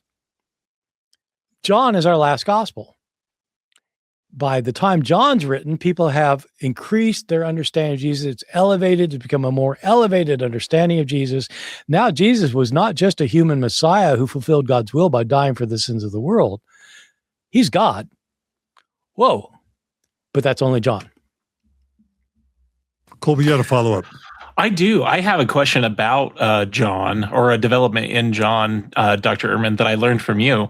So one of the stories when I was a believing Christian as a Mormon that was so foundational to Jesus Christ's character, like who I thought Jesus was the story in John chapter 8 of the woman taken in adultery. And I was surprised to learn, and hopefully you can recap or correct me where I don't understand this exactly right. But I was surprised to learn that our earliest manuscripts do not have the story of the woman taken in adultery. Can you maybe speak to whether I have that right, and when we do see that story basically be added to later manuscripts of the Gospel of John? Yeah, I'm happy to address that. It relates to Coy's question earlier about the manuscripts, because there I was talking about the differences among the manuscripts. And boy, this is a big one. So the story of the woman taken in adultery, I suppose listeners all know this. I mean, this woman's been caught in the act of adultery. She's dragged before Jesus by Jewish leaders who say that the law of Moses says we're supposed to stone her to death. What do you say? So they're setting this trap for him, because if he says, yeah, stone her to death, then he's violating his own teachings of love and mercy. But if he says, no, don't stone her, then he's breaking the law of Moses. So what's he supposed to do? And so, but Jesus has a way of getting out of these things. And he stoops down, he starts writing on the ground. We don't know what he's writing. He's actually writing something. He's not just doodling. He's writing something. Lots of theories about what he was supposed to be writing. And he stands up and he says, let the one without sin among you be the first to cast a stone at her. And stoops down, starts writing again. And one by one, the Jewish authorities realize they too are sinful. And so they walk away until she alone is left. Then Jesus says, I don't forgive you either. Go and sin no more. So it's a beautiful story. It's a great story. It's probably the best known story in the Gospels. I say that because it's in every Hollywood movie about Jesus, no matter what. So the deal is, though, that it was certainly not in the original New Testament, in the original Gospel of John, or anywhere else in the Gospels. This is not much of a debated point among scholars. I actually knew this when I was a conservative evangelical at Moody Bible Institute. I realized, wow, that one wasn't in there. And there are lots of reasons for knowing that. It does occur in one 5th century manuscript, Codex Bezae, but it's not in any of the other Greek manuscripts. It's in one manuscript that's known to be a really kind of wild manuscript, and in some Latin manuscripts later. So it's not in our earliest and best manuscripts. It's not. You don't have it in manuscripts, and you don't until much later, until many years later, centuries later. And we have Greek authors, Christian authors who write commentaries on the Gospel of John. Starting in the 3rd century, we have Christian commentaries who comment on every passage of John, and this passage is not mentioned until the 12th century in a Greek commentary on John. They didn't know about it, and so it's something that was added in the Middle Ages. Some people think that maybe it was like a marginal note, like a scribe came along at some point and thought, this passage in John chapter 7 and 8, it's about how you have to judge righteously and how Jesus is a righteous judge. And, I heard the story, and he writes the story in the margin, right? And then the next scribe comes along and sees the story in the margin and says, oh, the guy who made this manuscript 20 years ago, he left this story out. So he puts it in, puts it in. And then the next guy copies it in there, and it goes like that. So it was not originally in the New Testament. That is not a much debated point. But you are right. I mean, it is a beautiful story that does illustrate one aspect of how people think about Jesus. And I'm all for the story, but it wasn't originally in the Bible. Bart, help us understand the evidence. Like, for a lot of people, the most important thing in the whole Bible is the resurrection of Jesus. So you've already established that that the New Testament is based on someone who actually lived, a Jesus of Nazareth, a couple thousand years ago. How is the evidence for an actual resurrection of Jesus? This is a particular problem that's related to the problem of all the miracles in the Bible, specifically with the resurrection. Here's another exercise I have my students do. This one, of all the exercises I suggest you do, Genesis, Judas, this is the one I recommend the most. Go through each gospel and list what happens and compare your lists. See what's similar among the 4, see what's different among the 4, and see if there are any differences that cannot be reconciled. So I have 2 comments about the resurrection. One is that the accounts are hopelessly contradictory. And second, that even if they were consistent, it doesn't make historical sense to talk about proof for the resurrection. So let me deal with the first thing first, and we can follow the other one if you're interested. The first one is, when you make your list, so Jesus, in all the Gospels, Jesus dies on a Friday afternoon, and on a Sunday morning, his tomb is discovered to be empty. So ask yourself, how many women go to the tomb? What are their names? What do they see there? Who do they see there? So is there one woman? Is it Mary Magdalene? Is it several women? If several women, what are their names? When they get there, has the stone been rolled away already or not? Depends which gospel you read. How many women are they? What are they called? Do they see a man there? Do they see 2 men there? Do they see 2 angels there? What do they see there? What are they told there? Are they told something that Jesus had told them in Galilee, or are they told that the disciples are supposed to go to Galilee? If they're told to tell the disciples to go to Galilee, do they tell the disciples, or do they tell nobody? Depends which gospel you read. If they tell the disciples, do the disciples go to Galilee? Depends which gospel you read. Luke is quite clear. He's explicit that Jesus is raised from the dead on Sunday. He meets with several of his disciples. Then he meets with all of the disciples on that day. And at the end of the chapter, on the same day, he ascends to heaven. His instructions to them, he meets them in Jerusalem. He sees them in Jerusalem. They're all in Jerusalem, explicitly in Jerusalem. And he tells them, don't leave Jerusalem until the Holy Spirit comes upon you. And that's in Luke's 2nd volume.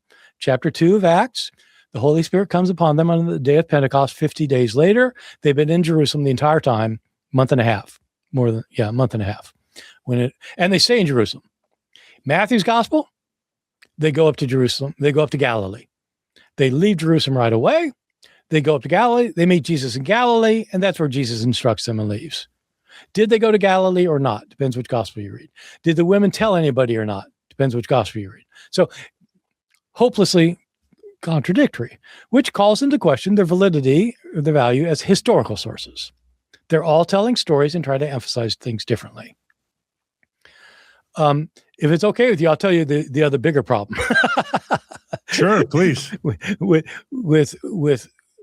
when you talk about was Jesus raised from the dead, my view is that is a issue of faith, not an issue of history.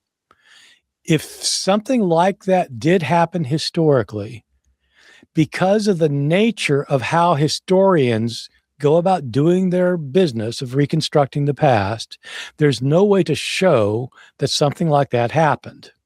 So that sounds kind of confusing, but let me explain. Historians cannot show everything that happened in the past. 99.9999% of the past cannot be recovered. We just have no evidence for it. No evidence for it. When historians try to figure out what happened in the past, they have to figure out what's the most likely thing to have happened. You know, you got somebody saying this, somebody saying that, somebody saying the other thing. We got this physical evidence and that physical evidence. It's like doing a court case. You got all this evidence and the jury has to decide, and there's probabilities, and you have to weigh the probabilities. What is the probability of a divine intervention into the natural order? If historians can only establish what probably happened in the past, historians have to work within the realm of what's possible given what we know about the world. It'd be highly unlikely that somebody was raised from the dead, right? I mean, everybody would agree it's highly unlikely. There have been, since Homo sapiens appeared 300,000 years ago, Christians think that there's been one person that's happened to. There's been about 115 billion people alive. So what are the chances? If you're just looking at chances, well, the chances are 1 out of 115 billion. Okay. What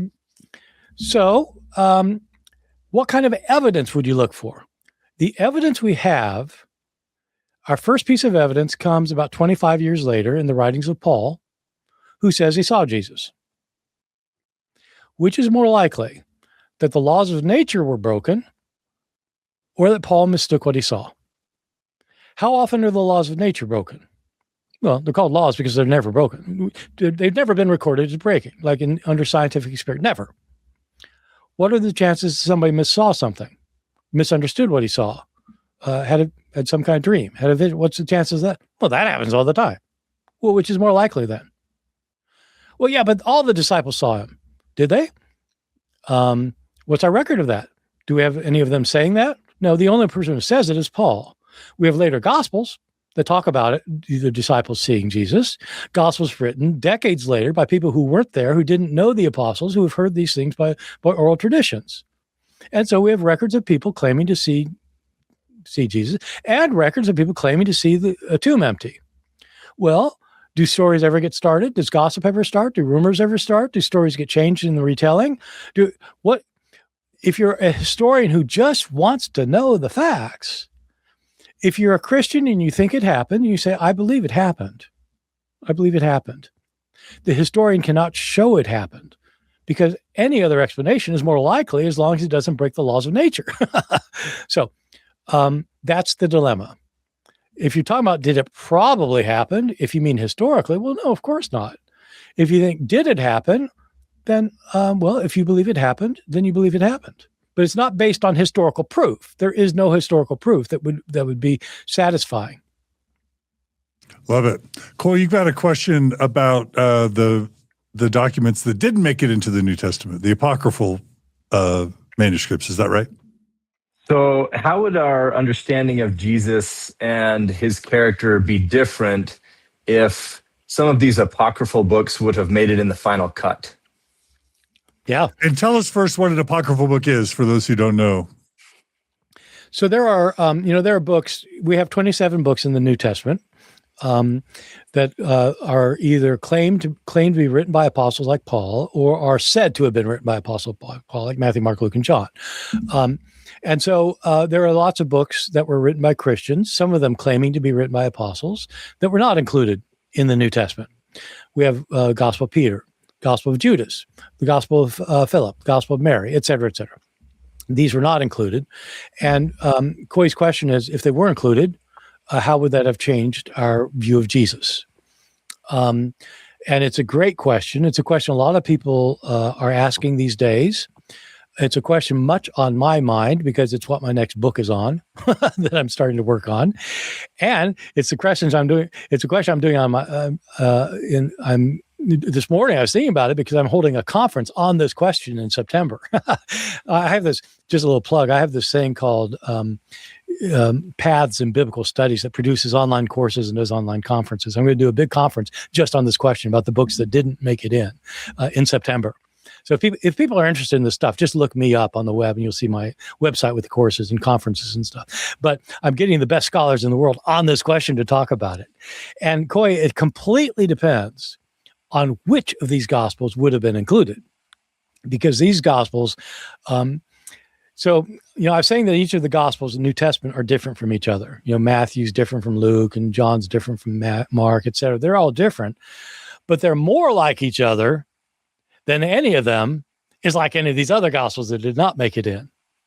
So I'll say that. And if the Gospel of Thomas was let in, that would create a very different view from what you get in Mark. But if it wasn't let in, but the Gospel of Philip was let in, it'd have a very different view. The Gospel of Mary Magdalene, if that was let in, and so it would just depend. A lot of these gospels are called Gnostic Gospels. Gnosticism was a form of Christianity that was popular in the 2nd century and into the 3rd century that understood that the death of Jesus is not what brings salvation. What brings salvation is understanding his secret teachings. And these gospels sometimes lay out his secret teachings about how the world came into being and how we got here and how we can get out of here, how we can be saved. And so depending which of these gospels gets in, it changes our views of things. But some of these gospels have radically different views. Others of them, other gospels that did not make it in, have views that are very similar to what we get in the New Testament, but different in key ways that church fathers didn't appreciate. And so our canon of 27 books, this is what my next book is on, is how we got these 27 books. Who decided, when they decided, on what grounds did they decide?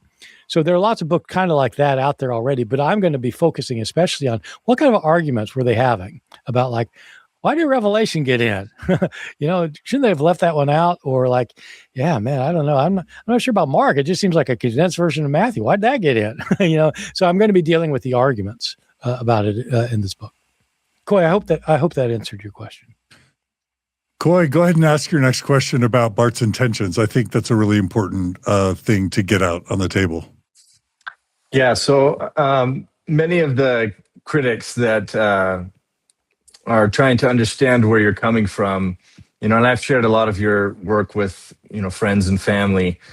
Often I hear that they think that your intention would be to tear down belief or to tear down faith in Jesus.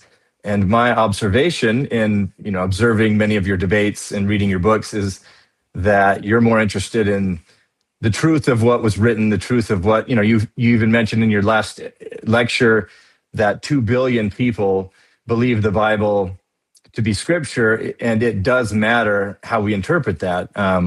So I wonder if you can speak to what your intentions are and what your desires are in your work in answering these critics that think you're just out there an antichrist or anti-belief. Right. Well, thank you, Coy. I'm glad you asked the question. I have heard, I've had people I've debated, I won't name any names, who have claimed that I begin my classes at Chapel Hill by saying that my goal is to deconvert people. And that's just a flat out lie. And the interesting thing is there was a conservative evangelical apologist who said that he had talked with somebody who flat out said that he was in my class and that's what I said. I told him it's absolutely not true. And he said, well, I have an eyewitness. I said, yeah, that'll show you something about eyewitnesses, because I can tell you can interview any of my students that, in my classes this semester, any semester, I explicitly state I am not interested in deconverting anybody. I'm not interested in deconverting them from what they believe. I'm not interested in them converting them to what I believe or what I think. I'm interested in getting them to think. And so that is absolutely my goal. And I have that goal with my atheist students. I don't try to confirm what they think or not. I want them to think as well. And so I want everybody to think. And so I think the one problem with religion generally is that people believe what they were raised to believe. You're born into a family, and your family, often parents will have beliefs, and you're taken to a religious institution, and you're raised, and that just seems common sense to you. And you never even think about it much. But when it comes to the Bible, which is, as you said, I mean, there are over 2 billion Christians in the world, and the Bible is the foundation of it. There are a lot of people who never read the Bible who believe in it. There are a lot of people who read the Bible and don't read it very carefully. There are very few people who know what experts who spent their entire lives studying this book say about it. Most of the things that I teach in my classes, most of the things that I write about, most of the things I talk about when I give public lectures, most of those things are things that I either learned or had the basis for when I was attending a Christian theological seminary that was training pastors in the Presbyterian Church. And so, the idea that there are contradictions, the idea that John is the only one that reports Jesus claiming to be divine, the idea that the accounts of Judas are at odds with each other, the idea that you have to read each book for its own meaning, the idea that you can't simply assume that every book's saying the same thing, all of these things are things that are taught at high-level divinity schools and seminaries that are training ministers, Christian ministers. These are views that are held by Christians, Christian scholars, of the Bible. Almost all New Testament scholars are Christians. Not all of them. There are some Jews, some very fine Jewish scholars of the New Testament. There are a few atheists and agnostics. Most are Christians, and most hold. It's not they hold every view that I hold. I mean, scholars disagree on everything. If scholars didn't disagree on everything, you just need one scholar to write all the books. That'd be fine. But so I disagree with scholars on lots of things, but I am not out to destroy anybody's faith. If they look at the things that I talk about and they agree with me and it challenges their faith, then they need to decide what to do. I absolutely don't encourage people. I tell my student, every now and then I'll have a student ask me if I'm trying to, destroy their faith. And I say, you'd be crazy if you take a semester course and leave your faith. I mean, you're 20 years old here. You've been thinking this for 20 years, and now on the basis of a couple months, you're going to leave it. What? You should think about it for a while, please. And so, no, I absolutely have no intention. I do have the intention of attacking fundamentalism because I think it's dangerous.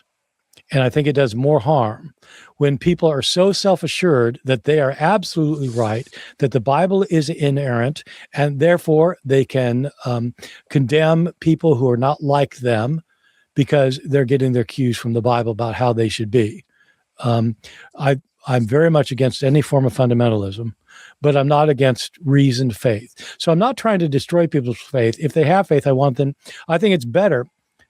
My typical view is that I think if you decide to leave the faith, you should do it for reasons. If you decide to stay in the faith, you should do it for reasons. And that it's better to have reasons, which means you have to think about it. And it's better to think about it because it's better to be an intelligent believer than an ignorant believer. And if you don't seek knowledge, then you're embracing ignorance. And I don't think that's a good thing. Love it. Bart, let's turn a little bit to Mormonism for a second. When Joseph Smith, what is your impression of, let's just say, the validity of Mormon scripture, of Joseph Smith as a prophet? Have you studied much about Mormonism and or the Book of Mormon and or Doctrine and Covenants, Book of Abraham, etc.? And do you have any thoughts or feelings around its validity, how it corresponds, complements, contradicts Christianity? Any initial thoughts before we poison the well with any questions? Well, I am not an expert on Mormonism, and so I'm reluctant really to talk about it, just like I'm reluctant to talk about Islam, or Hinduism or Buddhism. These are things I know some things about, but they're not areas of expertise. So I have zero expertise on Mormonism. The only time I read the Book of Mormon carefully was when I was an evangelical Christian at Moody Bible Institute. And I read it carefully in order to isolate all the contradictions and historical implausibilities. And I marked it up so the next time Mormon missionaries came to my door, we'd have an interesting conversation. So that was it. And so I've never subscribed to Mormon beliefs. As an outsider to Mormonism, they seem peculiar to me. I had this conversation this morning over coffee with somebody, not about Mormonism, but my line to him was that everything that you're not raised on, every religious tradition you're not raised on, seems weird to you. People who are Baptists think that their views are common sense. But I mean, if you're not a Baptist, they seem weird. And I wasn't raised in Mormon circles. I didn't know Mormons. I didn't know Mormons well until I was teaching at UNC. I started having a number of students from BYU come into our PhD program to do PhDs with me. And so I had a string of Mormon students over years. And I learned a good bit about Mormonism from them. It's very, very helpful. And they could do scholarship, but they remained, most of them remained Mormon, and some of them still teach at BYU. So look, it's second, third-hand knowledge I have. So if you've got detailed questions that are about like the Book of Mormon, I'll have to break out my copy I marked up when I was a fundamentalist. I think one question is, Joseph Smith basically was part of a restorationist movement where he felt like there had been an apostasy, that Jesus set up his one true church on the earth with authority and a structure and 12 apostles and ordinances. And then the Catholic Church and subsequent churches corrupted it, bastardized the teachings. And so Joseph Smith was called to restore God's one true church on the earth. And so he needed to restore things as they were from the beginning. And so from that, we have temple worship, we have celestial marriage, we even have polygamy, we have not just baptism by immersion, but baptism for the dead as well, and on and on and on, core Mormon theology, including a living prophet today who leads and guides the church and gets revelation from God. So does that seem consistent with what your understanding of the Old and New Testament were pointing towards or hoping for? So I'll say two things about that. Again, I'm not attacking Mormonism. I have great respect for Mormonism, as I have respect for all major religious traditions. And so I'm not, I have no interest in attacking Mormonism or proving it wrong any more than I, have an interest in proving that the Methodists are wrong, which I think they are, but whatever. But I have two things to say about it. One is that it was not Joseph Smith's idea that the church started out one way and got corrupted, and now he's going to return to it. This is a common theme throughout the history of Christianity.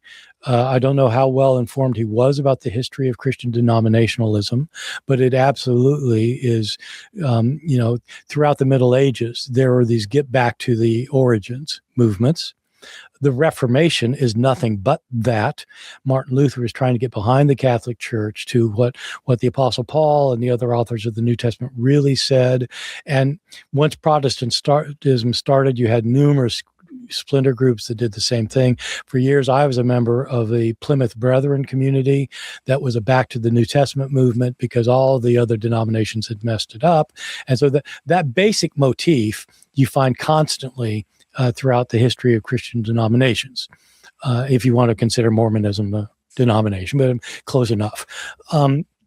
I know, like Plymouth Brethren, we did not want anybody to call us a denomination. We weren't a denomination. We were true Christians. Those other things are denominations. So the other thing I'll say is that those traditional Mormon beliefs and practices that you mentioned were not original to early Christianity. We have good evidence for what the early Christians believed and what they practiced. The only Mormon practice that you've mentioned just now that can be traced back to the early church may be the baptism for the dead. As you all know quite well, it's based on a verse in 1 Corinthians chapter 15.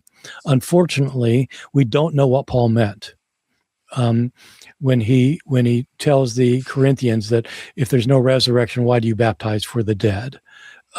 We don't know what it signified, how it was practiced, what they were thinking, and so there's no way to know whether the Mormon view is the correct view.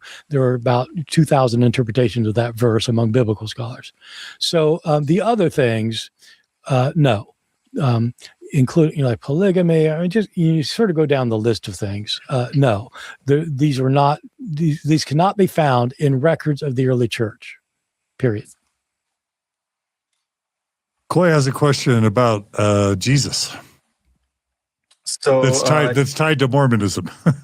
yeah, so you mentioned how people have some issues with Jesus perhaps having a brother or family because Mary was a perpetual virgin.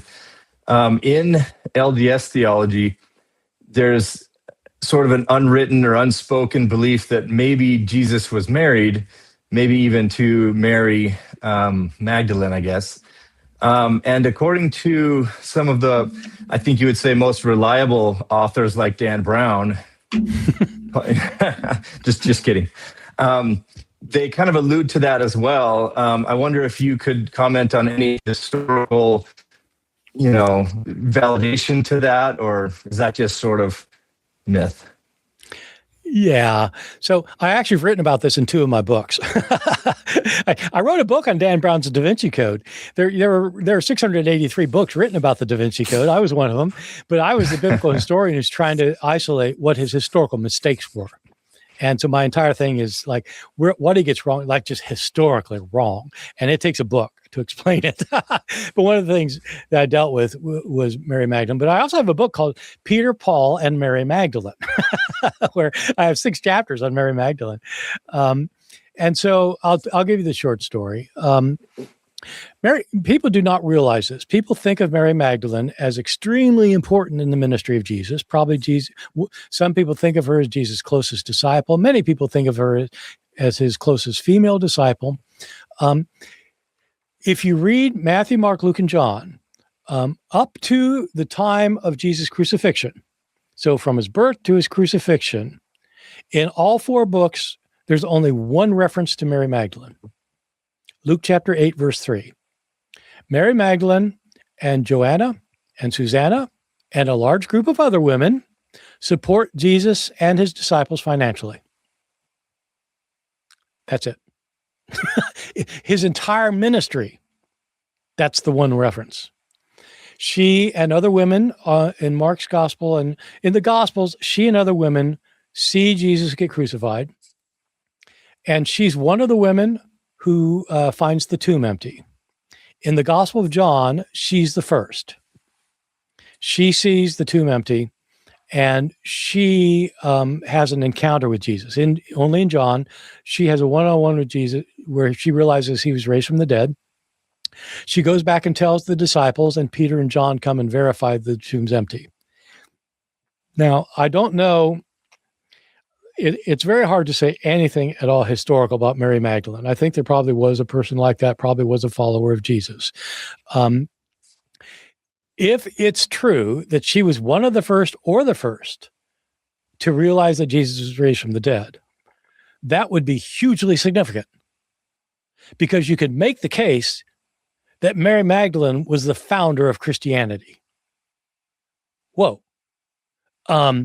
Because if Christianity is the belief in Jesus' death and resurrection, and she's the first to recognize it, and she's the one who told the disciples, she would be the first. She would have been she'd be the foundation of Christianity. So that's huge.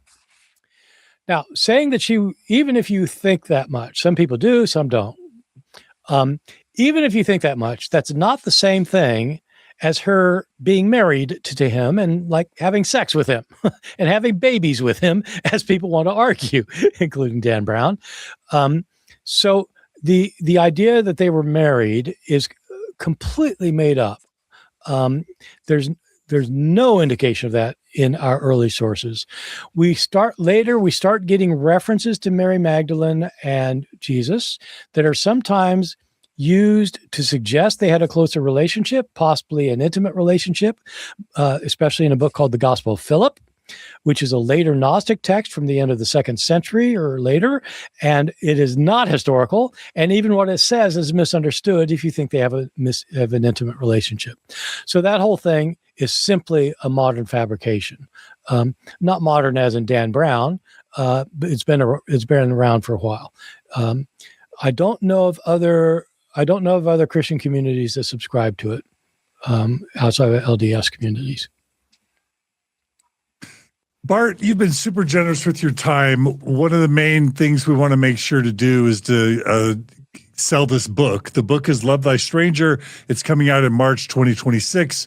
You can pre-order it on Amazon. Bart, we've got this tricky thing in on Mormon Stories where we try not to be political or partisan from the standpoint of not wanting to turn off our viewers and listeners by making them feel like we're choosing sides. However, I think we all care about the Christianity. We care about the state of our country. And you've got a lot to say in this book about Christian nationalism and the way Christianity is being co-opted politically and maybe even steered in ways that aren't consistent with what Jesus was trying to do, specifically as it relates to immigrants, foreigners, etc. So we want to give you a chance to kind of explore for us the main theses in your book, Love Thy Stranger, and even give us some teasers or even some answers on why Christian nationalism may be taking us away from the teachings of Jesus and not towards them or in harmony with them. Thank you. I appreciate that. I also try to stay neutral in my public appearances on political issues and social agendas for the most part. I have a daily blog. I've done it for 14 years where I post 5 to 6 times a week, and I never get into politics. I talk about the New Testament, Jesus, Bible, ancient Jewish religion, ancient Roman religion, all that stuff. And people ask me comments, they have comments, and I don't allow politics on it. I do a podcast, my Misquoting Jesus podcast. I don't do politics on it. And so in this book, I don't directly do politics. In other words, I don't state my political views about things. I do try to approach this question from a historical point of view. What is it that Jesus taught? And that can be put in relationship to what people say he taught and how Christians act today. And so it's not, I am not saying that this action is wrong or that action is wrong or that. I am saying it's not what Jesus said. And that's different. And so I try to remain neutral, but in that sense, in political, like I don't support one political party or publicly, for the most part. I don't make comments about the Congress or the president or that kind of thing. So with that said, my thesis in this book, as I was intimating earlier, is that Jesus brought a new kind of altruism into the world. Jesus inherited from the Israelite tradition, from the Hebrew Bible, you should love your neighbor as yourself. And he very much advocated that. But when he advocated that, he had his own interpretation of it, as did other Jewish teachers. I mean, every Jewish teacher would say, yes, that's a core teaching of the Bible. You got to love your neighbor as yourself. But within the book of Leviticus, love your neighbor as yourself is quite clear. If you just read that verse, it's talking about people within your own nation, those who are among you, the nation of Israel. You're to love your fellow Israelite as yourself. That was the teaching. So even if the Israelite's a stranger to you, so not just your family and friends or the people who are in your synagogue or whatever. I mean, it's like, any Israelite is to be treated well. And when it says love your neighbor, it does not mean to have a feeling towards them. It's not an emotion in this sense. This sense, love means helping somebody who's in need. If there's a fellow Israelite who's hungry, you provide them food. Or they need clothing, you provide them with clothing. If they're homeless, you provide them shelter. You help people who are in need. If they're a fellow Israelite, you do that, even if you don't know them. And in the Torah, it also says that if somebody moves into Israel, somebody immigrates into Israel, you treat them just like an Israelite. They are to be loved just as a fellow Israelite, treated just the same as an Israelite if they immigrate in. That obviously has implications for people who want to say that we are followers of the Bible and we accept what the Bible teaches, and we think immigrants should not be allowed in here. And if they are allowed in here, they should be imprisoned or kicked out. Or so. I'm not. Again, I am not taking a position on American immigration policy per se. I'm saying that if you say you're a Christian and you believe in the Bible, that's contrary to what the Bible says. And so you have to decide, do you prefer a particular immigration policy or do you prefer following what the Bible says? And if you say, well, what it says there is not relevant anymore to our situation. Look, we live in a complicated age, and immigration today is not like immigration in Israel in the 6th century BCE. If you want to say that, I'll say, I completely agree with you. I agree. Ours is a much more complicated situation, and I don't think you can pluck a verse out of the Bible in order to make it apply to our complicated situation. And I think that applies not just to immigration, but to gay rights, to your views of women, to whether women can exercise roles of authority, for example. It applies across the board to all the things. If you say it doesn't apply to immigration, it doesn't apply to other things too. So in what sense are you saying that you implement the teachings of the Bible? What Jesus taught something even more radical, though, than you should love your fellow Israelite, even if you don't know them.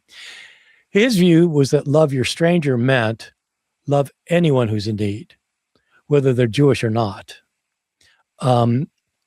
Jesus taught that those in need were to be treated well, and you're to treat those in need as well as you treat yourself. So if you have a house, if people's homeless, you need to provide a shelter. If you have clothes, you should provide clothing. If you have enough to eat, you should provide food. You should help others, even if you don't know them, and you will never know them, and you might not like them. If you do know them, if you did know them, that doesn't matter. If they're in need, you help them. The thesis of my book is that was Jesus' radical teaching, is a radicalization of what could be found more broadly in Judaism. It was not found at all in the Greek and Roman worlds. And when Christianity took over the Roman world, that became the ethic. That became the moral sense that we need to help those in need. That's why we have inherited that idea. So that if you hear about a disaster, you want to give to disaster relief, where'd that idea that you should help somebody you don't even know come from? It didn't come from the Greek philosophers or the Roman philosophers or the Jewish. It came from Jesus. And whether you're a Christian or not, you've inherited it because you've lived centuries later after this has been the dominant thing. And so my view, my personal view is that's a good doctrine. That's a good thing. And we should implement that. Whatever you do think politically, whatever you do politically, my view is that ought to be part of it. That ought to be directing our political policies and our social agendas, in my view. Beautiful. All right. So one of the books that everyone needs to buy is Love Thy Stranger. Buy it, pre-order it now on Amazon. Really quickly, Bart, I want to sell other of your books too. So maybe we'll take a second. Tell our viewers and listeners what Misquoting Jesus is about. I know you have so many. We're not going to be able to do this with all your books, but we'll do it with just a few. Yeah. Misquoting is my best-selling book. I mean, it's been the most popular book, and it's about how scribes changed the texts when they were copying them. Since we don't have the originals, but we only have copies, and the copies all have differences among them, how do we know what the authors actually said? It's kind of hard to accept what John says if you don't know what his words were. And you can't interpret what Mark means if you don't know what Mark said. And so that's what that book's about. It's about how scribes changed the text and how we can figure out what originally they did say. How about Jesus Interrupted? Jesus Interrupted does a lot more of what been talking about here, where it deals with most of the major problems that scholars deal with when it comes to the Bible, especially the New Testament. How do we know that Paul wrote these letters that are attributed to him? A lot of scholars think he didn't write 6 of his 13 letters. How do we know who wrote the Gospels? Also looks at contradictions between one book and another book. It looks at other forgeries where people were actually forging books. It does look at the problem that we don't have the original manuscripts. It looks at various kinds of problems that scholars have identified, including like who invented the idea of the Trinity. Where'd that come from? And who came up with the idea of having a canon of scripture, having 27 books of the New Testament? And when did that happen? So like who invented Christianity? Because it didn't just like show up one day. And so it's that kind of thing. I love it. There's so many I could list. There's how Jesus became God. There's Forged. There's Heaven and Hell, God's Problem, the Triumph of Christianity. Coy, is there a book or two of Bart's that really meant a lot to you? And I'm going to ask you the same question, Colby. I think the Triumph of Christianity was one of the big ones. From Jesus to Constantine, history of the Bible, the making of the New Testament, and then of course the fun one was the Truth and Fiction of the Da Vinci Code. And how did those, if you wanted to just kind of bear testimony of Bart Ehrman and how he's helped you, this is a very Mormon ritual, Bart. Coy, why don't you bear your testimony of Bart Ehrman, and then we'll have Colby give his closing testimony as well. I actually was speaking to a close friend yesterday for his testimony of Bart Ehrman. You've been a Mormon bishop, is that right, Coy? I have not. No, okay. I was going to invoke authority, but close, but another story. I'm appreciative of the work that you've done and how it formed my journey through Christianity. Understanding more of reality of the historicity of the New Testament. So I guess mine is appreciation, and you've been one of my heroes in my faith journey, trying to understand who Jesus really was, what really happened. And I'm a truth seeker. So my testimony is appreciation for all this work that you've done, and I get to stand on the foundation that you built for my understanding. Well, thank you, Coy. I really appreciate that. Colby, the time is now yours. Oh, thank you so much. My favorite book of yours was definitely Jesus Interrupted, but I actually would pitch you have helped sponsor, or maybe you can speak to your relationship with it, but the new Insights in the New Testament conference. I attended that virtually, obviously, with my wife last year, and I really, really appreciated the different scholars that you brought together to talk about their insights into the New Testament, and I thought it was just very interesting. I also have purchased several of your courses through your website that I've really, really appreciated. So I know you did one about the books of the Old Testament, the first couple of books of the Old Testament, and I really appreciated that one also. Mm-hmm. Well, thank you. Yeah. So so if people want to find out about those courses or this conference, we actually have a conference on the Hebrew Bible coming up in a few weeks with top scholars in the world talking about major aspects of the book of Genesis, and with Q&A. So there are going to be 8 scholars who each give a 50-minute lecture followed by live Q&A. It's all remote, and people can see how they can reserve a spot for it. Just go to my website, or it's bartehrman.com. And you'll see, just click on courses and you'll see all that. So thank you. Yeah. And that new Insights into the New Testament thing, we've done that one for 3 years now, and we have about 2,500 people who come to it. And it's great because I have all these scholars come in who are really, really, and they're top level scholars. Some of them are Christians, some are ex-Christians, some are Jews, some are ex-Jews, some are, there's a whole range of people. So, so that's the one we're going to be doing the Apocrypha on in the fall. Have you heard of Dan McClellan, Bart Ehrman? I know Dan McClellan. He's going to be giving the keynote address at this Hebrew Bible conference I'm doing in a couple weeks. And how proud should Mormons be of Dan McClellan? Well, I hope they are proud because he made a big splash with this book. He's a really bright guy. who is able to explain complicated things in simple terms. He's a Hebrew Bible guy, but he's widely knowledgeable, and so I actually don't know his standing within the LDS community anymore. But he's, I think, so I haven't talked to him about that. But he's really good. He's one of these people who can communicate to non-scholars. It's great. All right, last question, Bart. You do quite a bit of charitable work. Isn't that right? I think a lot of the money that people pay to your website goes to charity. You want to talk about that as a final thing? Yeah, my main charity is my blog, and so it's just called the Bart Ehrman blog. I mentioned it earlier. I started it in 2012, so I've been going almost 14 years now. The idea, there's two ideas behind it. One is to communicate biblical scholarship to a wider audience at a level they can understand. And so I do a lot on New Testament, historical Jesus, Paul. I do a lot on the Hebrew Bible and on ancient Judaism and Roman religion and Greek religion, all sorts of things. But I post 5 or 6 times a week.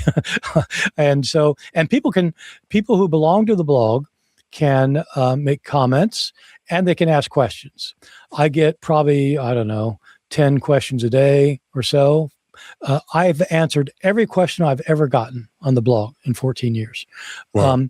So yeah, it's a lot. But the reason I do it is for the second reason for doing this blog. There's a small membership fee.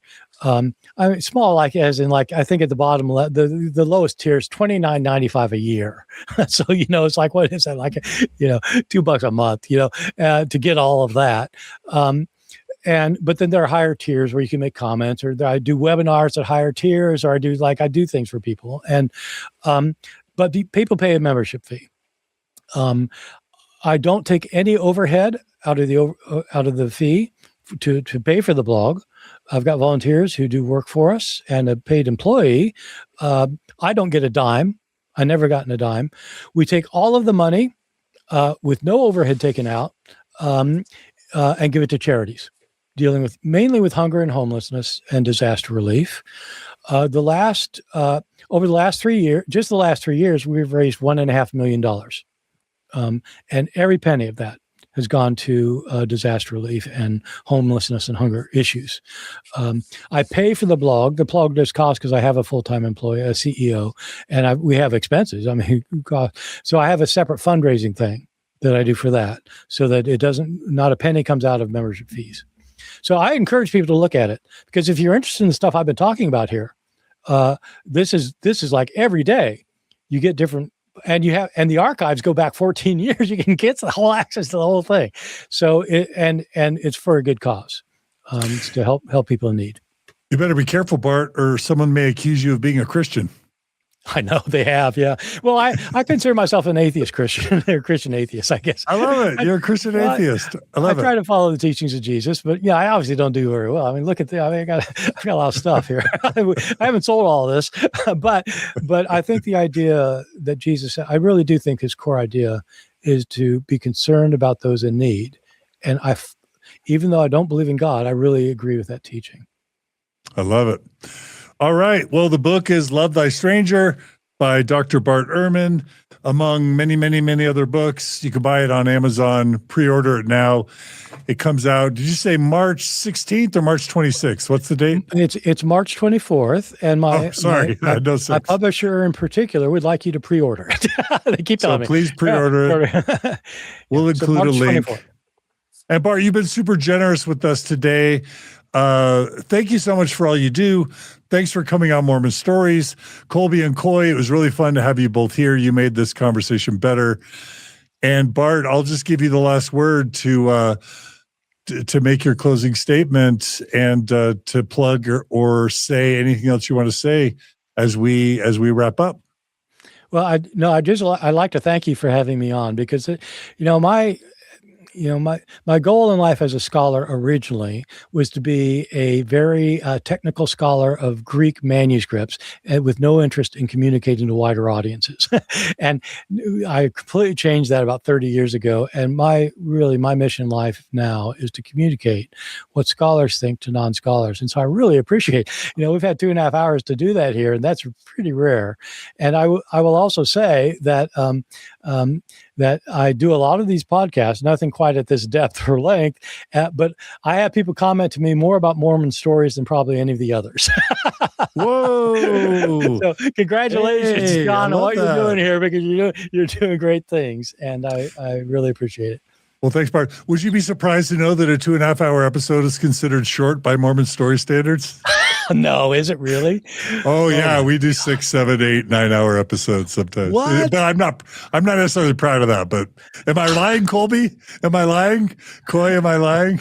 No, Bart, my wife and I's original episode with John on Mormon Stories is over 5 hours. So Good God. Wow. Okay. Well, I'm trying to think when I've done a 2.5-hour episode for anybody before. I'm having memory lapses now, but man, I don't think so. Well, Okay. thanks for helping to sustain our brand, Bart Ehrman. it was Sorry so to nice condense to it meet so you, much. Dr. Ehrman. No, It was it's so really nice good to meet you. guys. Well, it's nice meeting you guys too. So thank you. Yeah, and if we can ever help you in your cause and return this favor, other than helping you sell a lot of books, I hope you'll reach out, Bart, because we love what you do, and I'm guessing you might even be more prolific in retirement than you were as faculty. Is that possible? Well, it's possible because I won't have any committee meetings or grading or conferences or Lectures. Yeah. lectures. I was like, oh my God, yeah. So we're hoping it'll be good. We'll see. It's looking good so far. Stay healthy, and thanks for your gift to the world and to Mormonism. We honor and appreciate you. And also, everyone, check out Bart's last lecture. It's called The Last Lecture, Bart Ehrman's retirement lecture from UNC. It'll give you a great introduction to him, and then you can dive from there. All right, Dr. Bart Ehrman, thanks for joining us on Mormon Stories. Okay, thank you. Take care, stay in touch. Right, if people want to reach out to you, just go to your website, bartehrman.com. Yes, bartehrman.com is the best way. Yep, absolutely. Okay. Thanks, Colby. Thanks, Coy. It's great to have you. Thank you. And thanks to everyone for joining us today on Mormon Stories. We couldn't do this without our donors. Please subscribe. We are only like 800 subscribers away on YouTube from hitting our 300,000 subscriber mark. You can also subscribe on Spotify and Facebook and Instagram, wherever you get the podcast. Please do that. We exist from our donors, so thanks if you donate. If you don't donate and you want to support content like this, go to mormonstories.org/donate, become a monthly donor, and we will continue providing this type of content. We love your feedback at mormonstories@gmail.com, and we love your comments on YouTube and on Spotify. And again, your likes and your shares are super helpful as well. Be good to each other. Be kind to each other. Buy this new book, Love Thy Stranger. Buy all of Bart Ehrman's books for yourself and for your friends and family. Take care, and we'll see you all again soon on another episode of Mormon Stories Podcast. And remember, Jesus said to welcome and love strangers. So love thy neighbor, love thy stranger as thyself. Take care, everybody.